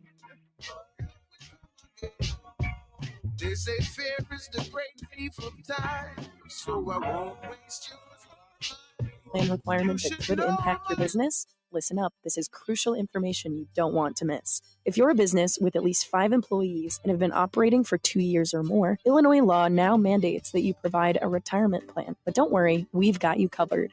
Polaris Wealth Management can be your professional partner in navigating this new landscape. We specialize in helping businesses just like yours establish affordable retirement plans that meet your needs and keep you compliant. You may avoid penalties as high as $500 per employee by acting now. Our team of seasoned professionals will guide you through the process step by step, making it easy for you to set up a 401k, a simple IRA, or another qualified retirement plan. Visit our website at polarisadvice.com for more information, or shoot us an email at polaris@polarisadvice.com. We're here to help you provide your employees with the retirement benefits they deserve while safeguarding your business from potential fines. Don't let these changes catch you off guard. Contact Polaris Wealth Management today, and let's work together to build a better retirement future for your employees and your business. Visit polarisadvice.com or email us at polaris@polarisadvice.com. Securities offered through Lion Street Financial, LLC, member FINRA and SIPC. Investment advisory services offered through Polaris Wealth Management, LLC. Polaris Wealth Management and Lion Street are not affiliated. Hi, this is Michelle from the Family Meeting, and let me tell you about the Villager Gift Boutique located at 2007 Ridge Road in downtown Homewood, Illinois. The Villager is your gift shop for unique, hand-selected, high-quality gifts. The Villager's owner, Valerie, travels internationally to trade shows and fine art festivals to bring a variety of unique, high-quality items, including fine gifts, bath and body products, candles, jewelry, clothing, home accents, leather goods, stationery, gourmet goodies, and so much more. The customer experience is very inviting and ideal for helping you find the perfect gift, especially for those shoppers who are looking for that unique gift for those who are hard to shop for. Oh, and the gift wrapping is complimentary. Shop in person in Homewood, Illinois, or online at thevillagergiftshop.com. That's thevillagergiftshop.com. At Saga Martial Arts, we're dedicated to preserving the traditions of Shorin Karate. Our dojo is more than a place to learn martial arts. It's a place to build respect, self-discipline, and confidence. Whether you're a beginner or an experienced martial artist, young or old, we offer a supportive environment for you to grow. Join our community. Embrace the rich history of karate and discover your strength both inside and out. Saga Martial Arts, where tradition meets excellence. To book a lesson, give us a call at 312-927-0184 or send us an email at karateinvillapark@gmail.com.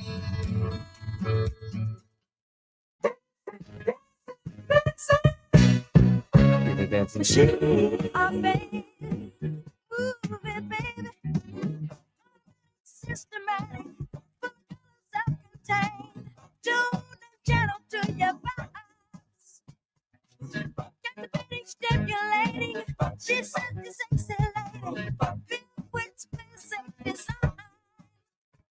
She's moving, she's grooving, dancing until the music stops now. Yeah. I know about that dancing machine. Y'all know about the dancing machine. Can you do the robot? Can you imagine Rich doing the robot? Do the robot, man. Come on, give me something, man. Come on, give me something, man.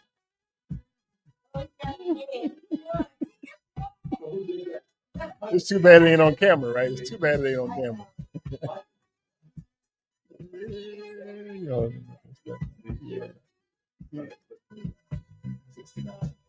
So Cher was on. And she tried. Yes. Yeah, she tried. She I tried. mean, come on, but I love Cher. I do Come too. on. Hey, I ain't got Come no on issues now. with Cher. She never. Y'all love Cher? She never made it. Look, honey, yes. So, all right, let's we're doing this thing all wrong today, aren't we? Just wrong. What's wrong about it, E? We're on the air. I mean, we late on the phones and stuff, and people been hanging on for what, forever? Okay, I'll be They've quiet. been on for a while. I don't know if I care that much, but You do care. Stop saying you don't care. You care. So what are you We saying? care. To not care but don't say it, or are you saying I should care? What are Both. you saying? Both. Okay, why you can't make me? Are you care, ready man? to take a call? You're the boss of the phones. Ron from Michigan. Hi, Ron. Thank you for waiting. Hi, Michelle. Thank you. Mm-hmm. And hello. Yep, you're here. You're here. Can you hear me? Yeah. Yep. Okay. Okay. Thank you. I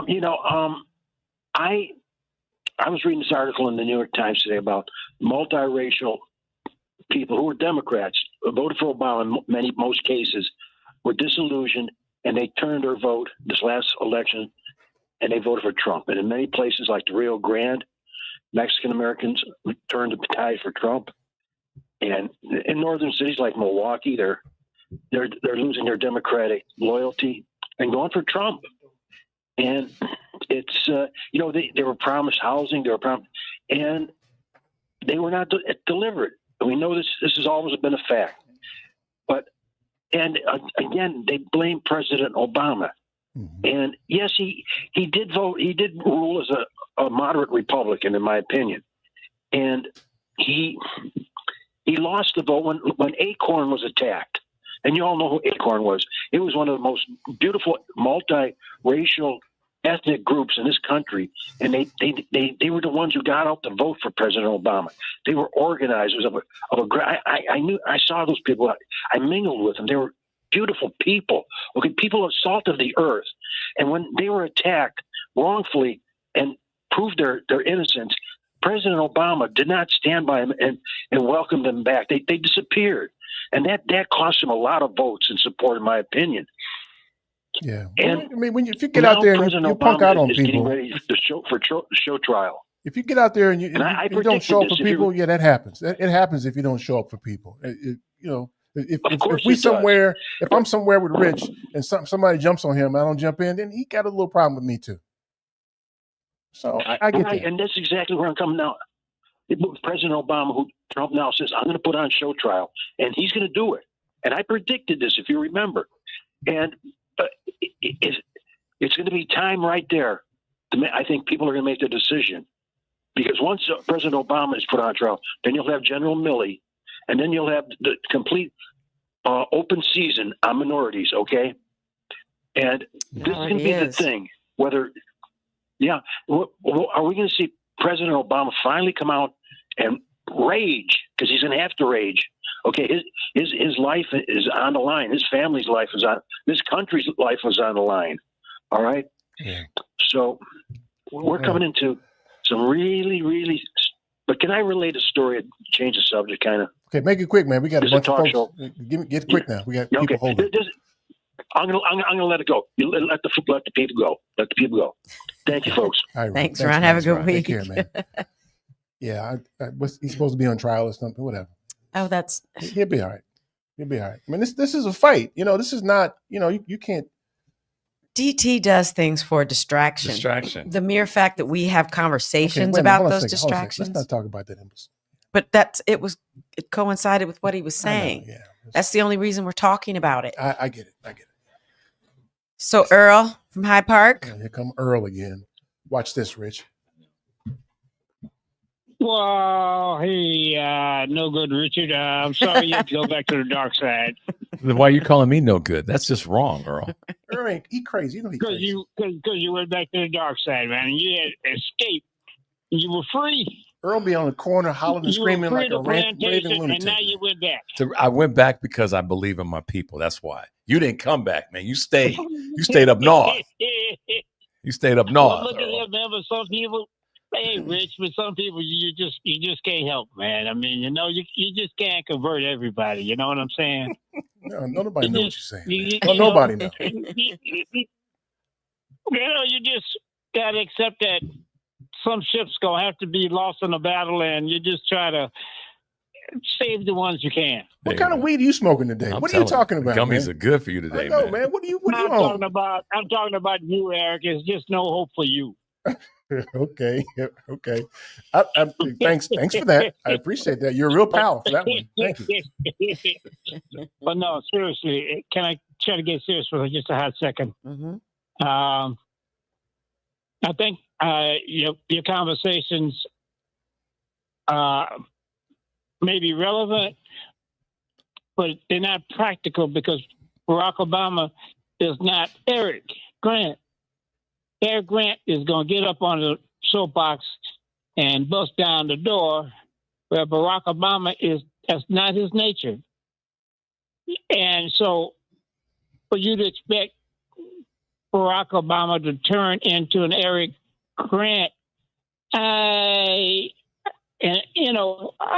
understand what you want. You want an advocate. You want somebody to work for the people. Well, when you're working for the people, you also have to work, unfortunately, within the system that's already in place, and it's already tilted against us. And Barack Obama is not you, Eric. He'll never be you. He's never going to be busting down the door and, hey, look here, fool, yada, yada, yada. That's not his style. It's not his profile. So I don't know if it's realistic to castigate the man for being the best that he can be, maybe. But he's not you. Well, look, though. Let me tell you something, Earl. I've hooped with Barack back in the day. My point is, let me just finish by saying, okay, if you want an Eric Grant out there, well, then you run, man. You take over. You get out there and make the fight, because nobody's gonna fight like you but you. That's the point I'm trying to get to. I mean, and if you expect Richard to be you or Barack Obama to fight like you all the way, I don't know if that's realistic. I mean, they have to be true to themselves, just like you have to be true to yourself. That's all I want to say. And Michelle, I feel sorry for you today. You got both of them. I love you, but you got both of them, and As long as you're in the background, I can handle it. Oh, okay. I'm here giving you support. That's all I wanted to say. I'm gonna jump on and let somebody else get in. Okay. Thanks, Earl. That's the point I was just trying to make. Okay. All right, man, get off All the right, Richard. I'll talk to you later on during the week. All right. Get off the bye phone. now. Get off the phone. Who's next, Michelle? No, who's next, man? What's with you and all these damn boyfriends, man? What's up with that? Who are you talking to? You. I don't have any boyfriends. You got one right there in Earl. Earl's my friend. Sound kind of kissy face, didn't He's he? my friend. Sounds a little kissy face. He's my friend. I'm just saying. All right, who's next, man? Ron on the south side. Ron from the south side. What's up, man? Hi, Ron. Oh man, just hard listening to that. First of all, that's meaningless. Barack Obama means nothing after this last election. So I don't even want to hear why people even mention to him. Okay, he supported a loser. He's meaningless. So, okay, so let me get to my other 2 points, Eric. I don't have time to give you the numbers, but because I am retired and I'm able to research numbers, the black people have left Illinois, a lot of northern states, and guess where they're going? And see, you keep throwing out Mississippi. No, they go to Florida. They go to red states. So, okay, when you get some time, because I'm going to call you next week, and you research it. And then lastly... Why do I care about that? Why do I care about people moving to ignorant ass red states? Because y'all push the... Wait, hold on a second. Hold on a second, partner. Hold on a second. Hold on a second, partner. Let me tell you something. Let me tell you something. If you want to go to the state where they're the least educated, least healthy, if you want to do that, then you're just like them. And I say, go. We don't need you here. We need educated people here, smart people, people who can earn a living. This week, you said my son is in Texas, and you talking about the high taxes he paid. Why don't you tell him to come back here? You know how stupid that sounds? You said that you said my son that's what you said. You said he is in Texas. Let me tell you this too. Let me tell you this too. My son is educated and he's a 6-figure earner, so he can afford your little spanking tolls. I'm talking about those ignorant ass people that can't read in the South, the people who ain't healthy because of the red state policies. If you move down there and expect to get your kids educated or get healthy, you a fool. That's what Republicans do. So why is he there? He's a high earner. He can afford to be there. Yeah, well, why don't you have him come back here? You Because criticize I just said it to you. But then your son is there. See, that you sound stupid, man. That's why y'all keep losing. You gonna criticize Texas, and then your son is there. Why don't you move there? Why don't you move there? Keep losing. Because your broke ass can't afford it. That's why. Your broke ass can't afford it. Go back and do some research, man. How we get these ignorant ass people around here? How we get these ignorant ass people?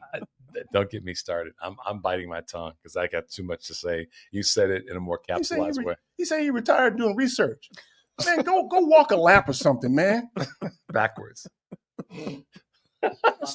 Off a bridge. Yeah. I mean, I know we got to call this, so I'm just going to shut up. Keep my mouth shut. We got to take a break, man. Yeah, I know. Golly. I mean, I don't even wish those people well. I just, keep on thinking that way if you want to. I don't care. Don't matter to me. You could be stupid if you want to. You're doing research and you can't tell me that it's the worst educated people, the least healthy people are in the South, and somehow or another you think that you're going to make an argument? They're in red states. The documentation is there. Least healthy, least educated. There's red states. Red states. That's the kind of stupid that you can catch. Red states. That's contagious stupid. It is. There ain't no medicine or salves for that kind of stuff. Because when you try to get away from it, they put the hookie dookie on you so you can't get away from it. Come on, man. Wait a minute, I have to say this really quick. JB says, how many Uncle Ruckuses call this show? Steven. Wow. All right, y'all. Stay tuned for more of the family meeting.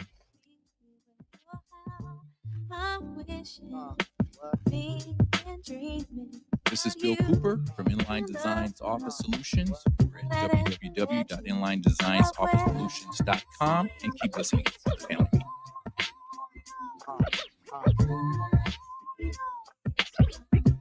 A 2016 study estimated that 13.1 million Americans were victims victims of identity theft last year. Fight back against your identity being stolen by signing up for Identity Guard. Identity Guard monitors your credit and identity information with alerts that can help you respond quickly if certain changes indicating fraudulent activity are detected, as well as help protect your computer from viruses, keylogging, and other serious threats. Plus, with Identity Guard's dynamic credit management resources and tools, you will have helpful information as you make better financial and credit decisions. Identity Guard includes $1 million identity theft insurance and lost wallet protection, and more if you ever do become a victim. Protect your ID for as little as $6 per month. Yes, that's only $6 per month by visiting lookaftermyid.com. That's lookaftermyid.com to securely sign up for Identity Guard today. A single K plan is a 401k plan designed especially for business owners and immediate family, regardless if they are incorporated or not. Single Ks offer both employer and employee contributions, and in many cases have no setup fee or annual plan administrative charges. Single Ks are simple to administer with no government reporting required. Most importantly, this plan allows employees to access their savings via hardship withdrawals or loans. Visit our website at polarisadvice.com or call us about your business or organization's retirement plan at 312-951-2606 or email us at polarisadvice.com. That's 312-951-2606 or email us at polarisadvice.com. Polaris provides empowering advice for everyone. Securities offered through Lion Street Financial LLC, member FINRA, and SIPC. Investment advisor services offered through Lion Street Advisors LLC, registered investment advisors. Polaris Wealth Management and Lion Street Financial are not affiliated. Polaris is introducing a way for you to get empowering financial advice, save, and plan.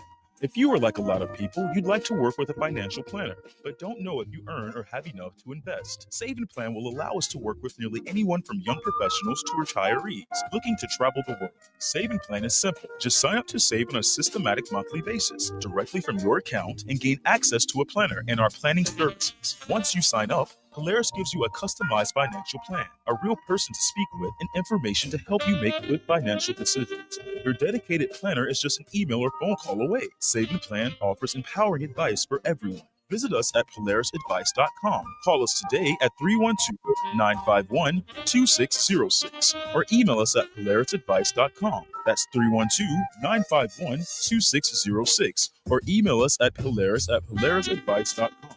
Save and Plan. Empowering advice for everyone. Securities, insurance, and advisory services offered through FSC Securities Corporation. Member FINRA, SIPC. Insurance services offered through Polaris Insurance Agency, Inc., which is not affiliated with FSC Securities Corporation.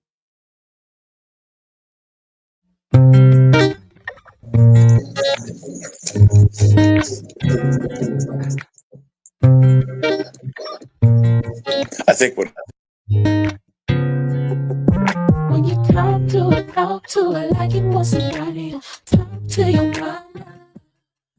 Don't be smart with it, have a heart to heart with it, just like you would with your daughter. 'Cause everything you do or say, you get to live with it every day. She's somebody's baby, she's somebody's sister, she's somebody's mama.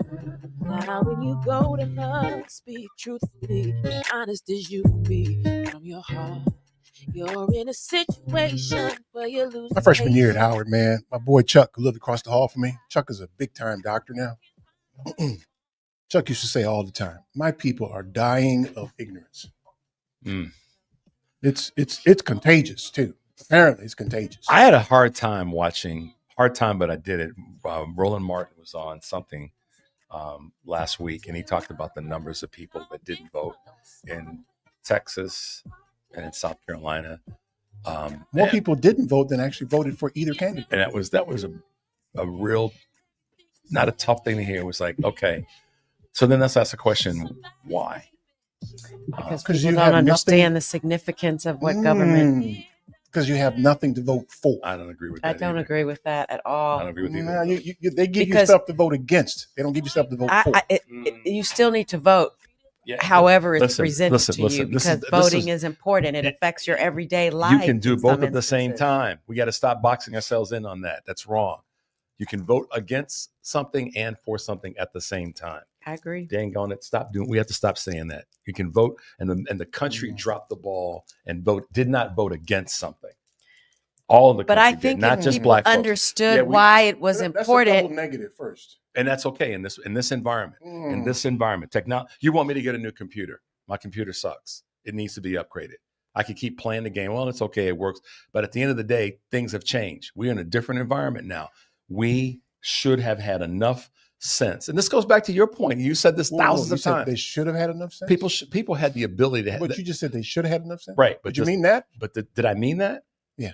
Yeah, I they should meant have had it. enough sense. Unapologetically. I Okay, meant- so if they should have had enough sense, why didn't they have enough sense? That's a question that we don't have enough time to answer today. And you know we don't, because it's a big question. Because people should have had enough sense, enough awareness that Yeah, but watch voting- this. On the other side, they voted for something. No. I'm not talking about the other side. I'm not talking about the other side. I'm just saying.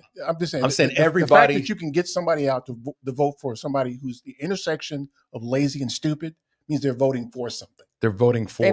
They voted for racism, Yeah. sexism, Right. misogyny, and Christian nationalism. All the bad They voted things. for those things, and not enough And people against. did not have enough sense to vote against it. So you had one side voting for something, other people not. That's what happened. They voted against having a black woman. And they voted against. Right. So that's why I say you can do that. Both can happen in the same sentence, in the same body of action.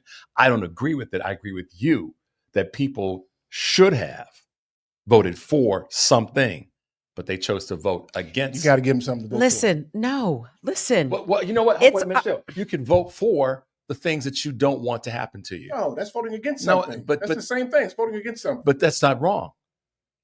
Voting against something. If you're voting for something not to happen, you're voting against I'm something.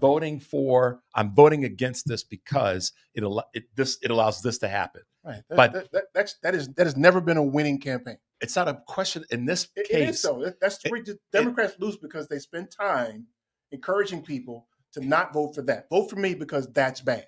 And in this case, it should have been both. They didn't give them enough to vote for.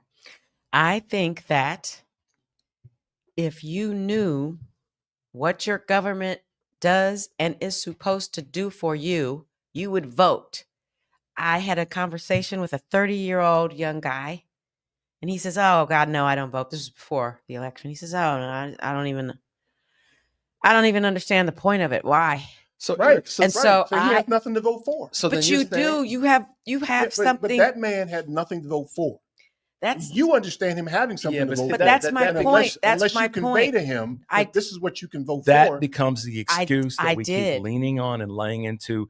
Kamala Harris gave people enough to vote for. They were too damn lazy to get out and vote for it. And by default, many people voted against. They voted for, I don't want a woman. I don't want a black woman. I want to perpetuate all of these bad things by voting for this dude over here. I agree with you on that. But to say that the 77 million that voted for her, I'm not talking about the 78 million that voted for him. They did vote for something. 77 million voted for her, 78 million voted for him. I'm talking about the 36 million that did not vote at all. We agree that you're right, Eric. They voted for something, we voted for something. And in part, it was against certain things. There were some people that voted for him that voted against having a black woman as president. There are many of us that voted for her that voted against having him in office. What we have to remember, I really beg all of us, is the 36% that did not vote at all. That's where we missed. What did we not do? And I will take. Didn't give him something to vote for.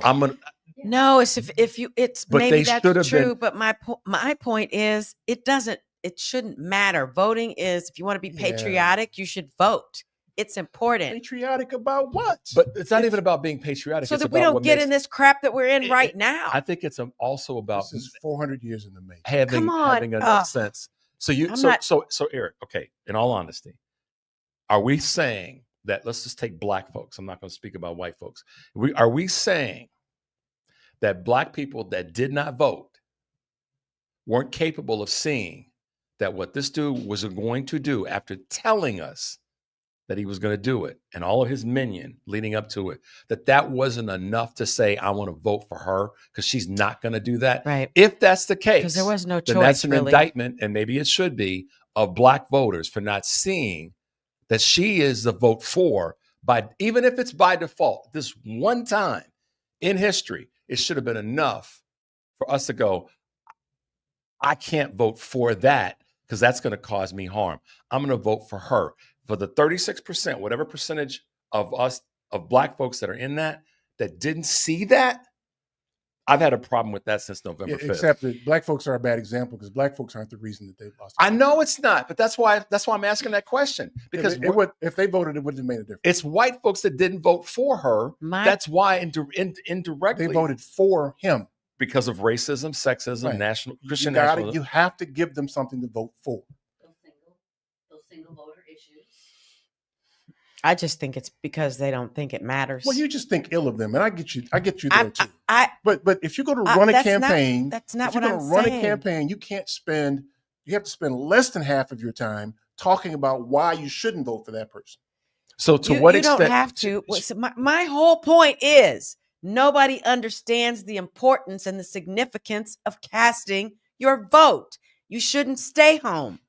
That's my whole point. But you shouldn't have and to it's be not motivated. in the education. But you can't solve that with a campaign. What you can solve. I'm not saying that.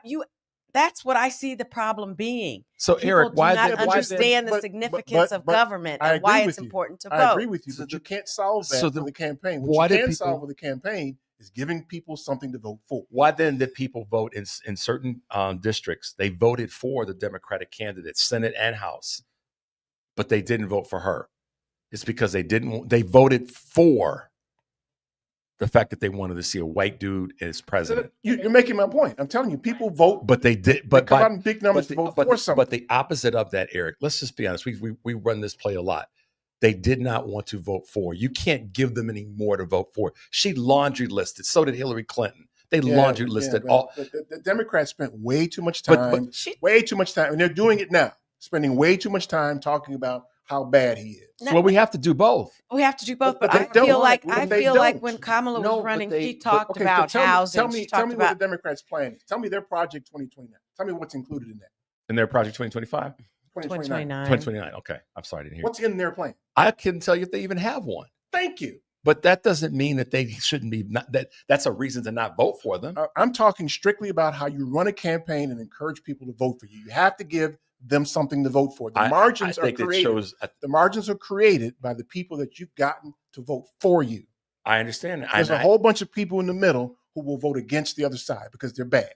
Right. The margin comes if you give people something to vote for, and they didn't do that. I don't agree that they didn't give them something to vote for. I think that we are splitting hairs on how many people actually sat back and said, So- I can't vote for that. There was a New York Times article that talked about the conversations that Kamala had and her surrogates had on television. Mm-hmm. And the measurement was they spent almost 70% of their time talking about why you shouldn't vote for him. I don't agree with that. Whenever I'm telling I you that saw, it's a New York whenever Times I article saw where Kamala, they she scoured- wasn't talking about that. She was talking about This that. is data. This is data. The New York Times said that her and her surrogate spent 70% of their time on television talking about why you shouldn't vote for him. Okay, so then here's the question that I ask. If we were to go and say, all right, New York Times, y'all get to win on this one when you failed so many times, so what y'all should be talking about. That's Okay, another- wait. Now you're impugning the messenger. I'm just talking about the data. Sometimes the messenger needs to be impugned based on the data that they present. That's a fact. Yeah, but what no. if the data is true then? I'm gonna. If it is true, I want to answer your question. Okay. If she spent 70% on versus, so this is a question of like how long do we not tell the truth or tell truth in history? The question you asked earlier, what should have been the percentage? Nobody's asked that question. Yeah, it should I have saw been the less article. than- less than half. By the way, I Less saw than half. I saw the article. Less than half. But that one thing that they failed to do in their data collection and assessment of the data is ask what the right percentage should have been. Okay, They I'm telling did not you, do that. But it's great. So, okay, you're right. So then, Wait a minute, you're right. what is the answer They to should have that? stated a percentage, but it should not be. To my point, you spend 70% of your airtime talking about why he's stinky. Okay, You need to talk about why I'm good. and she did, and the question The is, data says she didn't. no. The data didn't say she didn't. The data says she didn't do it enough, and I'm asking what the percentage should have been. No one that I've talked That's a to, good question, analysts but and I think you'd strategists. agree it shouldn't be 70% I talking don't. about It's him. not a question. That's like water's wet. I know that shouldn't be that, but I'm asking what should it have been.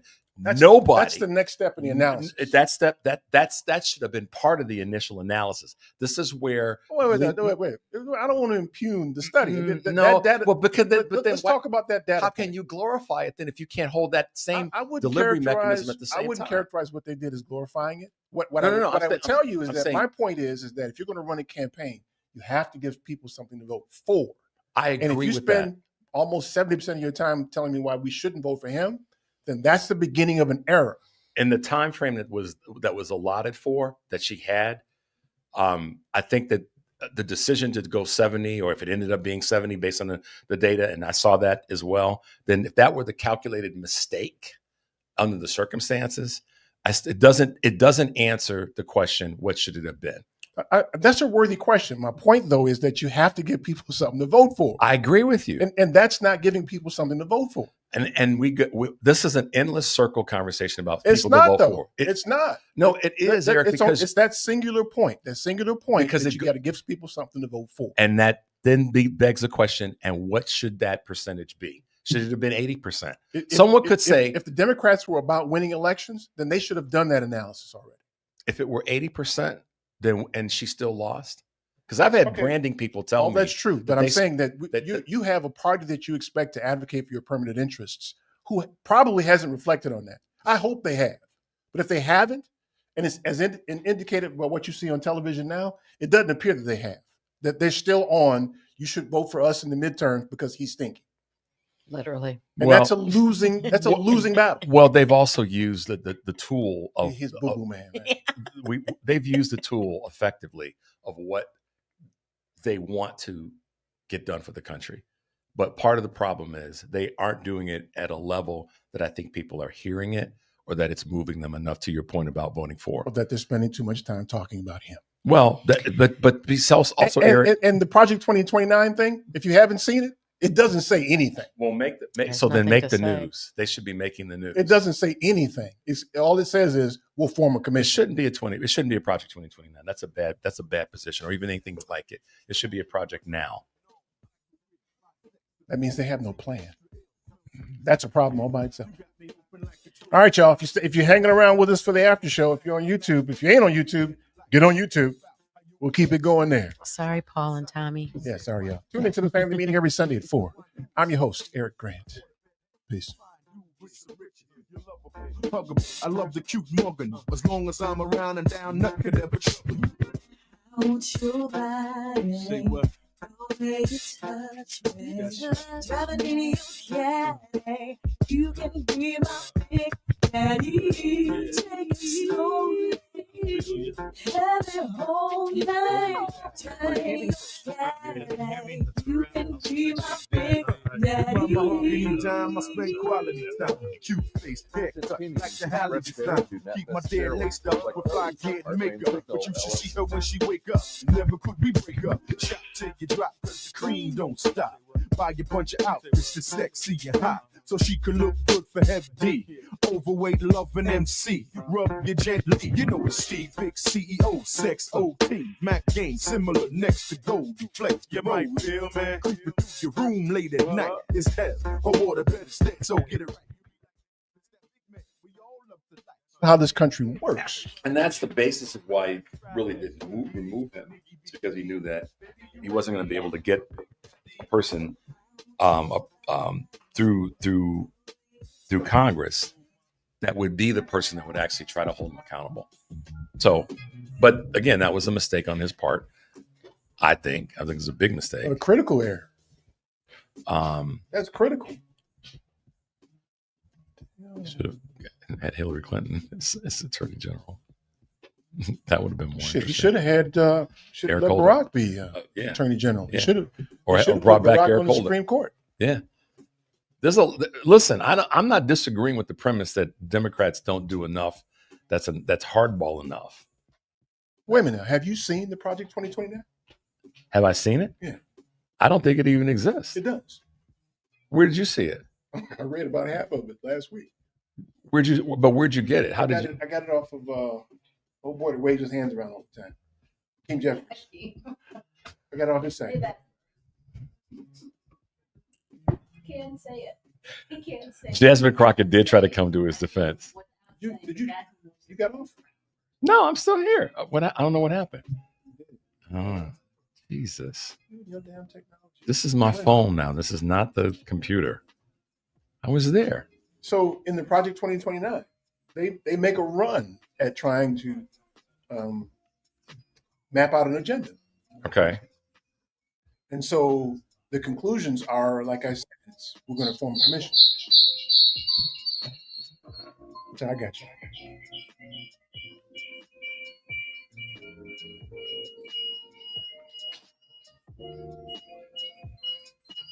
Turn the volume down.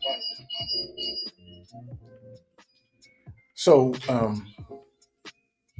most of their conclusions is we're going to form a commission, or we're going to appoint somebody. It's not as doesn't have any teeth in it. No, which means they don't have a plan. Yeah. Whereas if you look at Project 2025, they've got specific policy that they're going to pursue, specific executive orders and legislation. Mm-hmm. Why is that thing feeding back like that? Mm-hmm. And my laptop is off. I don't know. So that's a sign that they don't have a plan. I think the problem with that whole conversation. Are you sure your volume is not on? Okay, so I turned it down, the volume all the way down as far as it would go. I hit the mute and then. All right, let me go to settings and see if I can turn it off there. It says everything is off, so it must be picking up something else. I'm guessing. Every time the microphone. That's why the microphone's picking it up. Yeah. So I think that the Democratic Party's. Can you mute it? My phone? Yeah. Can you hit mute? It's off. I thought I had muted it. I thought I muted it too. So if you couple the fact is this mic on? No. So am I louder now? Because it sounds like it's mic. Your volume's it's your phone, Richard. It's coming from there. That's what I think. Try to turn it off. Everything is off. Media notification system. All my volume buttons are at 0. I don't hear it anymore. Yeah. Okay. So if you couple the fact that they tend to run campaigns, according to the data, and according to that data point, that they spend more time talking about their opponent than they do their policies. Mm-hmm. And they don't have a plan, a stated plan, something that you can rally around. Arguably, Kamala had a plan. She had policy points, right? The criticism I would have of her, though, is that I think it was Bernie that said, you have to advocate for policies that you can get done. And I don't know that she anticipated, or I don't know that she demonstrated the skill around getting it done. Advocating for it, probably. Getting it done, she was in the Senate. Can she advocate for policy? Probably. I don't know if she authored legislation, if she had that skill. Joe Biden had that skill. Joe Biden got things done. I think she did too. She was a prosecutor. That's why I said I don't know. I mean. So if you couple those two things together, there's no reason in the world that she should have lost to a lazy, stupid, orange imbecile. There's 4 reasons. We know reason. We know why. It wasn't because of what the Democrats were saying. As much as that's why I think Joe Biden could have won. Part. I get the intellectual part. I'm just saying fundamentally. Yeah, Eric, but listen. You're not that's recognizing like having an NBA team lose to a high school team. It doesn't make any sense. Because people's hatred outweighs reality. Eric, we know this to be true. What you're saying is right. The Democratic Party needs to do a better job of giving people more to vote for and the ability to get it done. There's no disagreement there. And they need to go at it like the Republicans. One do. of the no, we don't need to go that the Republicans. Oh yeah, they need to kick some furniture over and not care what people think. I feel like it's more. I think it's. But see, this is from a messaging standpoint. That can't be the reason. It has to be we're doing it this way because this is what we believe in. If we're doing it like the Republicans do it, then people are just going to say all they did was shapeshift. They don't really mean it. People do not understand what their government does for them every day. With a campaign, though. I'm not talking about that. I'm talking about you. We need to put civics back in fucking school or something. So you're going to have the because same people that are miseducating people try to educate. we got to start somewhere because I should not go on a street corner don't take it like that, but have a conversation with a 30-year-old young white kid who says to me, I don't care about voting. It matters. It's important. And we have not them that Columbus discovered America to teach them civics. That's what you want? Oh my God. That's what you want? Let's just throw it all. Just throw the baby out with the bathwater, shall we? This is why I agree with the premise that the Democrats have to do a better job. Because I'm saying it's more fundamental than that, is what I'm saying. Yeah, but let me ask this question, and then I'll shut up.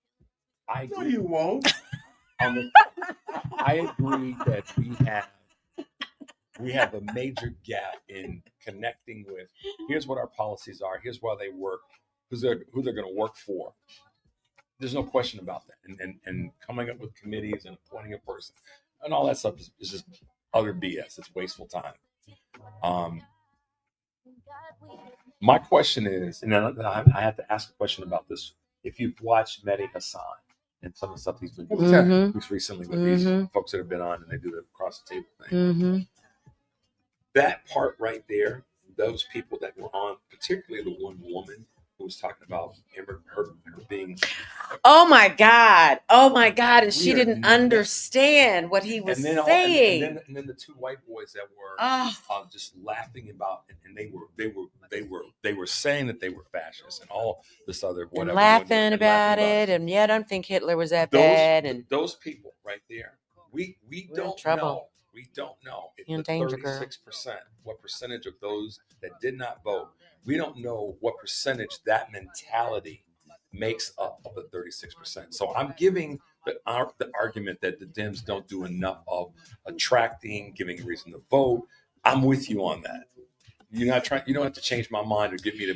I'm with you on that. I'm asking this question: the 36% that did not vote, what percentage of that group are the people that Mehdi Hasan talked to and has been talking to? Because those people, if they make up whatever percentage it is of non-voters, they don't care about what the Democratic reason for voting is. They don't care. They've already said. But you're talking about the people who didn't vote, right? I'm asking the question. I don't know. No, the 36% though. That's the people who didn't vote. We know that 78 million people voted for four things. We know that 77 million people voted not for those four things. Okay, those primary four reasons, at the end of the day, all the data and all the numbers and all that ultimately we've got way too much data now showing that that's what they voted for. The Joe Walsh piece that I played where he had a room full of white folks and they all said a bunch of white people were convinced to vote for him, not for her, because she's a woman, she's black, and married to a Jewish dude. Yep. So I'm asking 36% that did not vote, how many of those people are the people that sit across the table from Mehdi Hasan?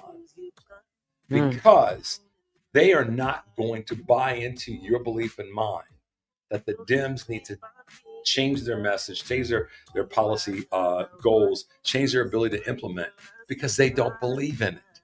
Yeah, but the data says, and we have statistically meaningful numbers.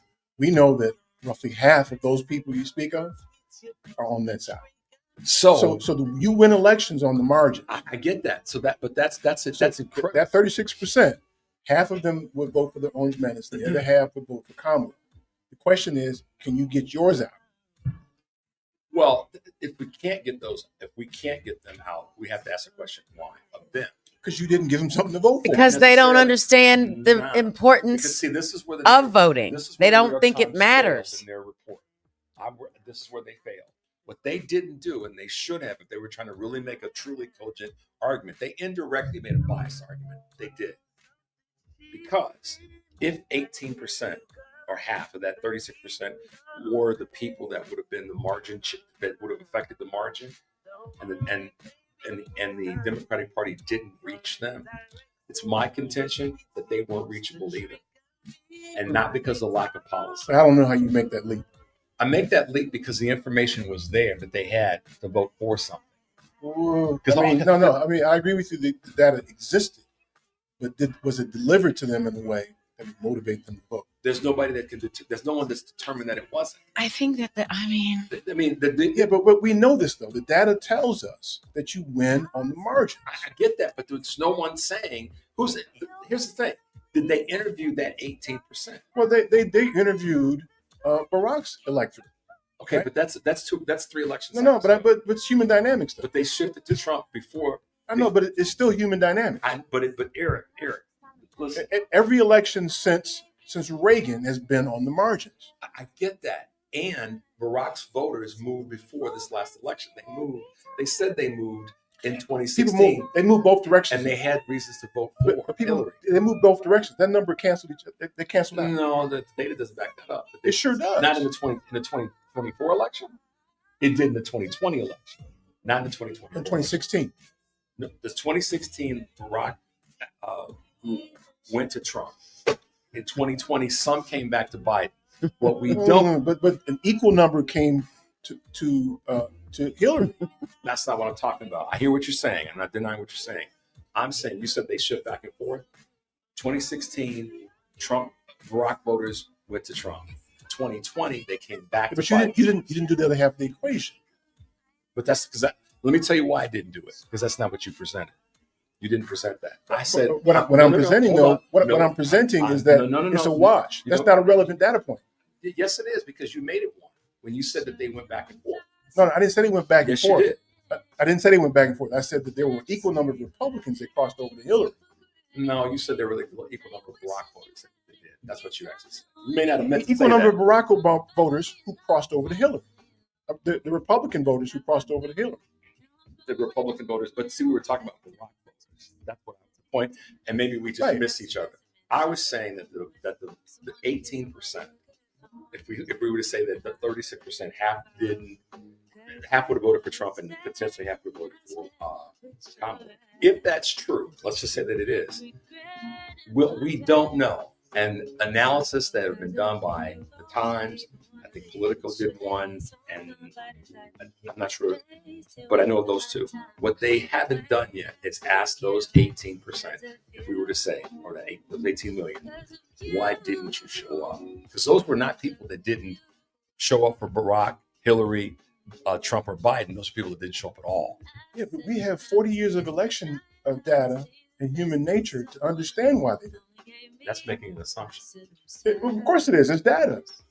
But we're basically, if you can't conflate the two. Sure you can. Data basis assumption.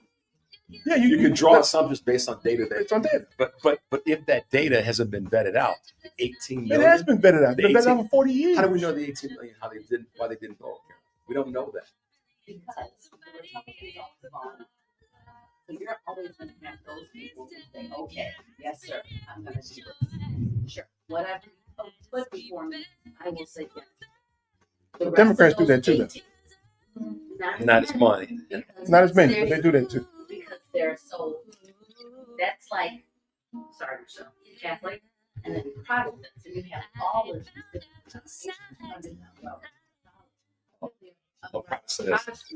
Yeah. Catholics line up. So you have Republicans and then you have Democrats. That's a great analogy. Umbrella, you have all these different people who are represented. So those 18 million or however many the count is are saying something on either side to draw to. Because they didn't vote. And if you can't get well, no, you skipped ahead. She's saying that they didn't see anything to draw on. But they didn't have something to vote for. They didn't have something to vote for. Either side. And saw, well, whatever way the wind blows, I'll be okay. I don't need to vote. And so they didn't vote for Trump or they didn't vote for Kamala. So that to me is where this is going to sound too esoteric. As a country, we're missing the vote because even the Republicans, who, if it's 18 million, they didn't fall in line. They didn't do anything. Neither did the Democrats. So that's why I keep coming back to it. But they won on the margin, though.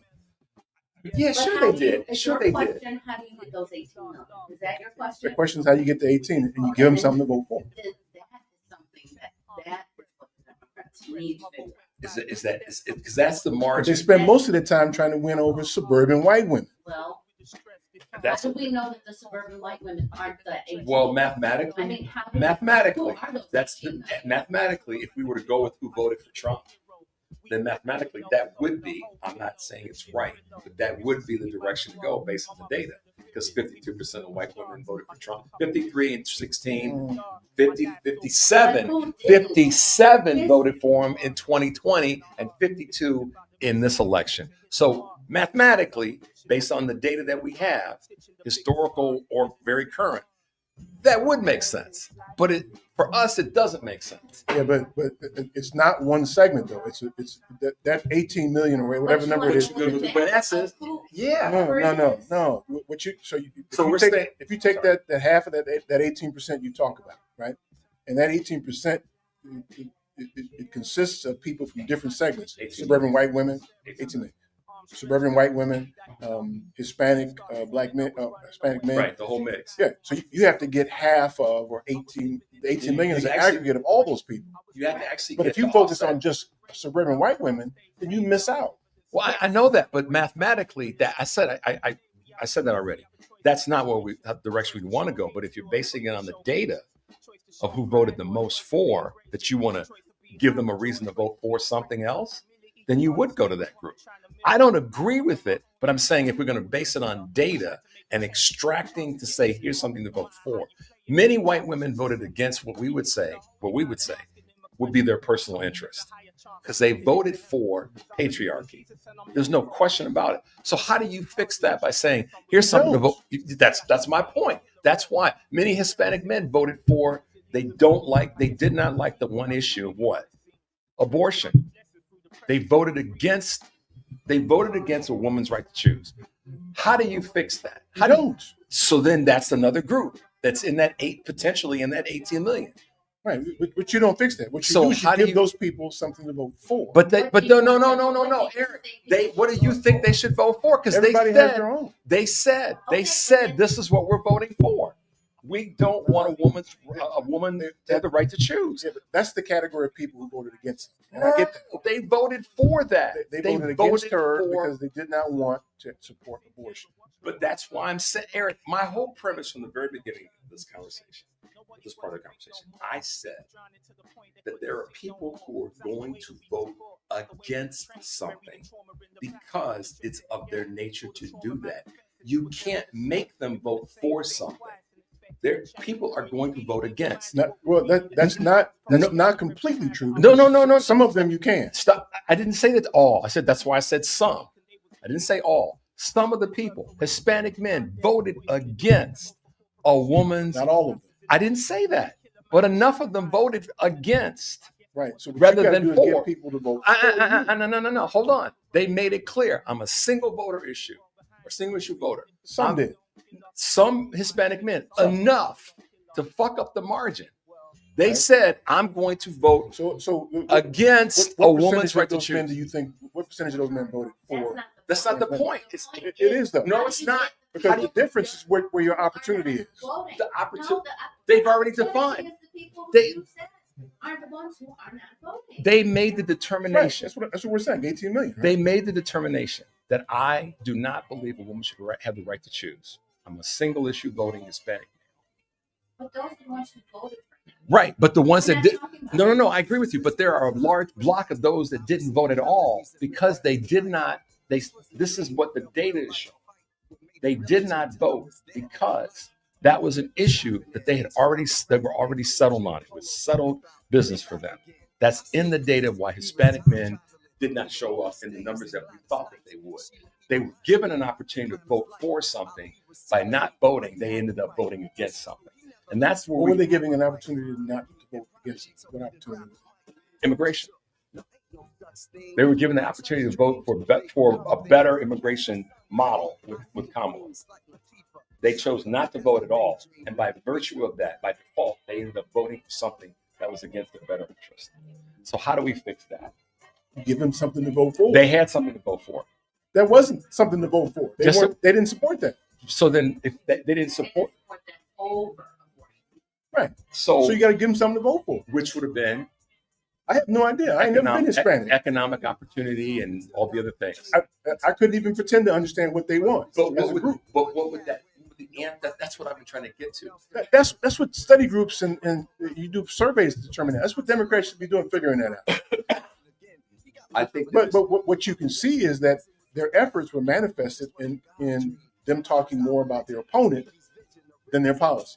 But all right. So then let's try. I'm sure that they were addressing things that people want to know. But if you have 1,000 different single issue topics, then you're not going to be able to work some problems. See, but I feel like because I was immersed in all of that, right? I just don't feel, yes, they spent a lot of time talking about DT, but especially Kamala, I felt like she hammered home all of the things that she was going to do to make the country better for everybody. That's what she talked about all the time. Why wasn't that? She didn't talk. That's why. That's why because wasn't that good enough? I don't even think it's the time. I don't even think it's the time. I think she could have had 2 years and then she still would have lost because she's a black woman. And it depends on how the economy starts. I don't think it matters. I don't think it matters. We've had two. No, I don't think so. We've had two overly qualified women run for that seat, and Already going in a great direction, and Biden decided to get out, then I think we are already in the, okay, he just knows he's too old. You got 200 million voters in this country, and everybody's got a little bit different thing. And yeah. The goal of a campaign should be to get people out, have as many policies as you can to attract people to vote, right? Either vote for something or vote against something. And what I'm saying to you is that's what I saw. Too much of your time on the issue of voting against something and not enough on voting for something, you lose on the margin. But that's what I'm saying. I don't disagree with that, but I'm saying that's what I saw Kamala do. Yeah. Not speak against. I saw her talking about programs. The data says otherwise. Yeah, okay, but I'm telling you what I'm saying for me. That's what I thought. Yours is anecdotal. I'm with you. I saw the same thing. Why I felt like anecdotal it was not relevant? Because if you listen, I'm skeptical to a great extent of the data that the New York Times presents because I know what their end game seems to be. That's another conversation. I'll tell you one of the most. Yeah, it wasn't New York Times data. They co-opted the data from the educational institution. Yeah. Okay. Fair enough. I think one of the most salient conversations that I've heard that speaks to what really happened, and we could overcomplicate it all day long because we're smart folks and we care, is this clip from a dinner party that Joe Walsh had, room full of white folks, and they all spoke to what the Tea Party dude? Yeah. They all. Okay, we talking about non-credible sources. Well, let's take him out of the equation and put Michelle or Tiffany there. Yeah, but whoever the hell's in the room with that motherfucker, I don't want to deal with him. Well, I'm not going to necessarily disagree with that or agree with that. I'm going to go based on what they say. He's like a damn cobweb for idiots. It's about data, however we decide to collect it and then slice it and dice it and present it to the masses. The people at this event, and it was like 8 or 10 people there, they all said the same thing. They all said the same thing. It was all white folks. They all said that people were led to believe, voting for something, using our words, that Donald Trump was going to be this savant when it came to the economy, and that he was this great business They weren't person, paying attention, and this, that, and the other. And they were voting for. So this is what the folks at this gathering said, that people, not necessarily them, but people that they know and other part of the conversations, were led to believe that Donald Trump was the candidate to vote for because of what he was going to do to help them from an economic standpoint, and that he was this great business person and so forth and so on. And when Joe asked them, but is that really what happened? every person there said, and in reality, that's not what really happened. And that's not what people were really voting for.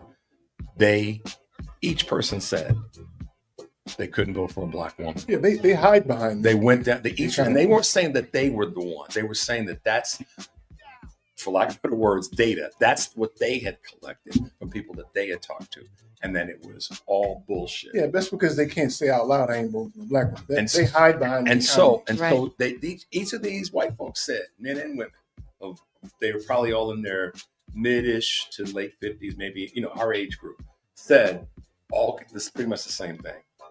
They didn't vote for her because she is black woman and married to a Jewish dude. Can I say? So to that end, to me, that's equally important data, because to some extent, but to your point, if we get them to be truthful, that the voting for was bullshit, because in reality they voted against her. So I'm not disagreeing with you. I'm saying that the data of the New York Times, they spent too much time and money on voting against Trump. In reality, when you get to the underbelly, white America voted against her and not really for Donald Trump. The only reason that I am not adamant or I'm not completely on board with that is because of how close the head count was. So fair enough. If I do believe that the prevailing sentiment in the country is we don't like niggas.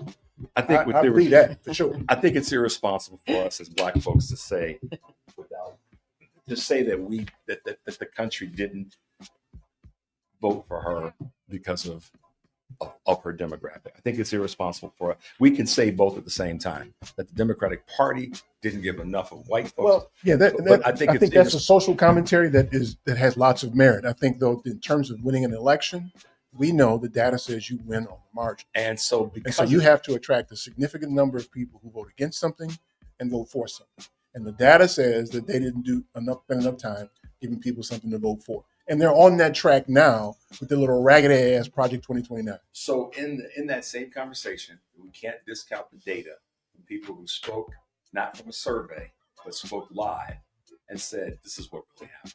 That's no less important and substantive data. I think that's important, but I don't know that I would consider that statistically significant data. Well, his little stinking ass Klan party, I don't know. But how could you discount it as being relevant? I'm not discounting. I'm just saying that if you're talking about, you can't talk about data and his little stinking ass Klan party in the same. Because then you don't know who actually made up the folks in the surveys. It was only 6 people. No, the school. I'm talking about the school data that the New York Times used. We're using that as a baseline. Yeah, but if I don't remember what it was, but it was significantly significant data. It wasn't 6 people at a stinking ass Klan party. All I'm saying is if you expand on either one of those, you could get, whether you got different data or not, I'm saying you can't discount that those people spoke their truth. I don't discount not how they voted, but how they the people that they talked. That to me is actually even more meaningful. I'm not discounting as much as I'm saying it's not the same thing. It's not supposed to be the same compare an academic exercise in statistics against a little stinking ass Klan party. But this is where the Democratic Party made. This is my point, Eric. How you can't, if we're trying to have this argument about what the Democratic Party needs to do, that's one of the things that they need to do. Is not count Go to a Klan party? No, damn it, Eric, not that. You want to go to a Klan party? I'm saying, and don't try to throw me off my game, because they're saying, why you want to go to a Klan party, man? Because you might learn something. Maybe they can cook. But you know, red Kool-Aid there. But the people who are what we eat make a mistake of doing, and you've said this yourself hundreds of times, is not listening to what people are saying.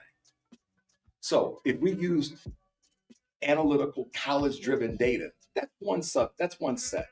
One way. It's a different discussion than a Klan party. I didn't say that they were not credible. And just because they were white at this party doesn't mean they're Klan party. They were all people that said this was fucked up. This was wrong. This is what white people actually did. And you mean at the Klan party? When they left, they went to the Klan party. But while they were there, it wasn't a Klan party. Wasn't that dude? Wasn't he one of those Tea Party dudes? Listen. I already grilled him on that. I got that. That wasn't my point. Yes, he was. He was one of the originators of the Klan Party. He's transformed I can't. Wait a minute. Do you forgive him? I don't have, I mean, I'll answer it for her. She knows, and she knows the answer to it. Oh. Right. The answer to what? Do No, I no, forgive do him? you forgive him? He said some awful things about your boy. He said some awful things about. Fuck what he said about Barack or anybody else. I He feel said like awful he's things a about horrible us. person, but let me tell you, it's a journey for me because I still don't know if I believe him. But if I listen to him, when I listen to him, Richard's show, I came at him like we would come at him as best I could, given the time that I'm on and what I can and cannot say. He's stupid. I came at him with some stuff that You tell him I said that. nobody else asked him this question. The two main questions that I asked. If you see him, tell him I said that. And so when No, he ain't invited here. Michelle, what did you think after that? Richard asked him about his transformation, and he used the term shame. I think that might be what I was looking for because it was surprising to me. Because I followed him since he was a deadbeat dad, right? Because he was so loud and obnoxious. You remember him? He was a Tea Party. He shouldn't have the voice that he has based on the shit that he's done. But because he's a white dude, But he does. He does. You and I should have a bigger voice than that motherfucker has. True. Question, period, end. And when I approached, True. I told Michelle, I said, I'm a little nervous about this interview. Not nervous for the sake of being, I was concerned that I wasn't going to unload on it. That's where I came. That was my origin of this. I said, I'm genuinely concerned that the steak on the face dude is going to show up on that interview. Steak on his eye. Did I tell you? I said, I'm just, and I even said, I'm not going to go to E because I know E's going to say, fuck that Motherfucker. What you having him on your show for anyway? But what I did was I did break him down because he wasn't used to he wasn't used to anybody, but certainly a black man asking him the question that I asked him. I know he was expecting it to be highly combative. And I controlled it by not letting it be that way, but I still got out of him what I wanted. Yep. I got him to admit that what he did was shameful. That was the emotion that drove his sort of recovery and that he needed to own it. I got him to admit that what he said about Barack and Stevie Wonder and BLM was way out of line. He should have never said that, and black people were offended. And don't ever think that black people are going to forget that. So I could care less where he is now. I don't really give a shit. My goal was to maintain my cool and not unload on this motherfucker. Because I tell you, Michelle will tell you, Ann will tell you, I was like, please, Lord, do not let me lose my cool. So I figured the only way to do that was to control the questions and ask questions that I felt would be valuable to anybody listening. And it worked. But I agree with you. The Klan party that he orchestrated at his house, How come he didn't invite no black people? Well, wait. What did I say to Michelle? I said to him, I said, Joe, what did he eat, the mayonnaise sandwich? The problem with that, I said, it was great that you had those folks over and you had this gathering. I said, but the reality is what they said was in a comfort zone of white people. I said, what you haven't done is had black people sit in that chair and tell you that.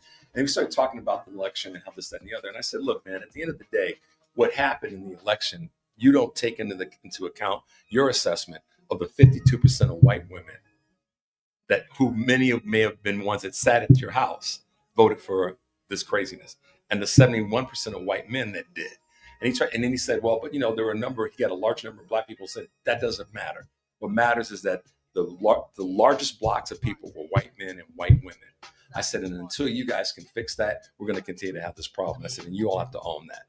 So what I struggle with cats like that is they seem to find religion as soon as they get their ass dragged. Well, that's exactly right. There's no there's no question about that, Eric. You are 1,000% right. That's exactly what they do. But can people really change? I don't care. That's the question I had for you last week. Because she says that she characterized forgiveness in a way that I don't agree with forgiveness. But she has a clarification.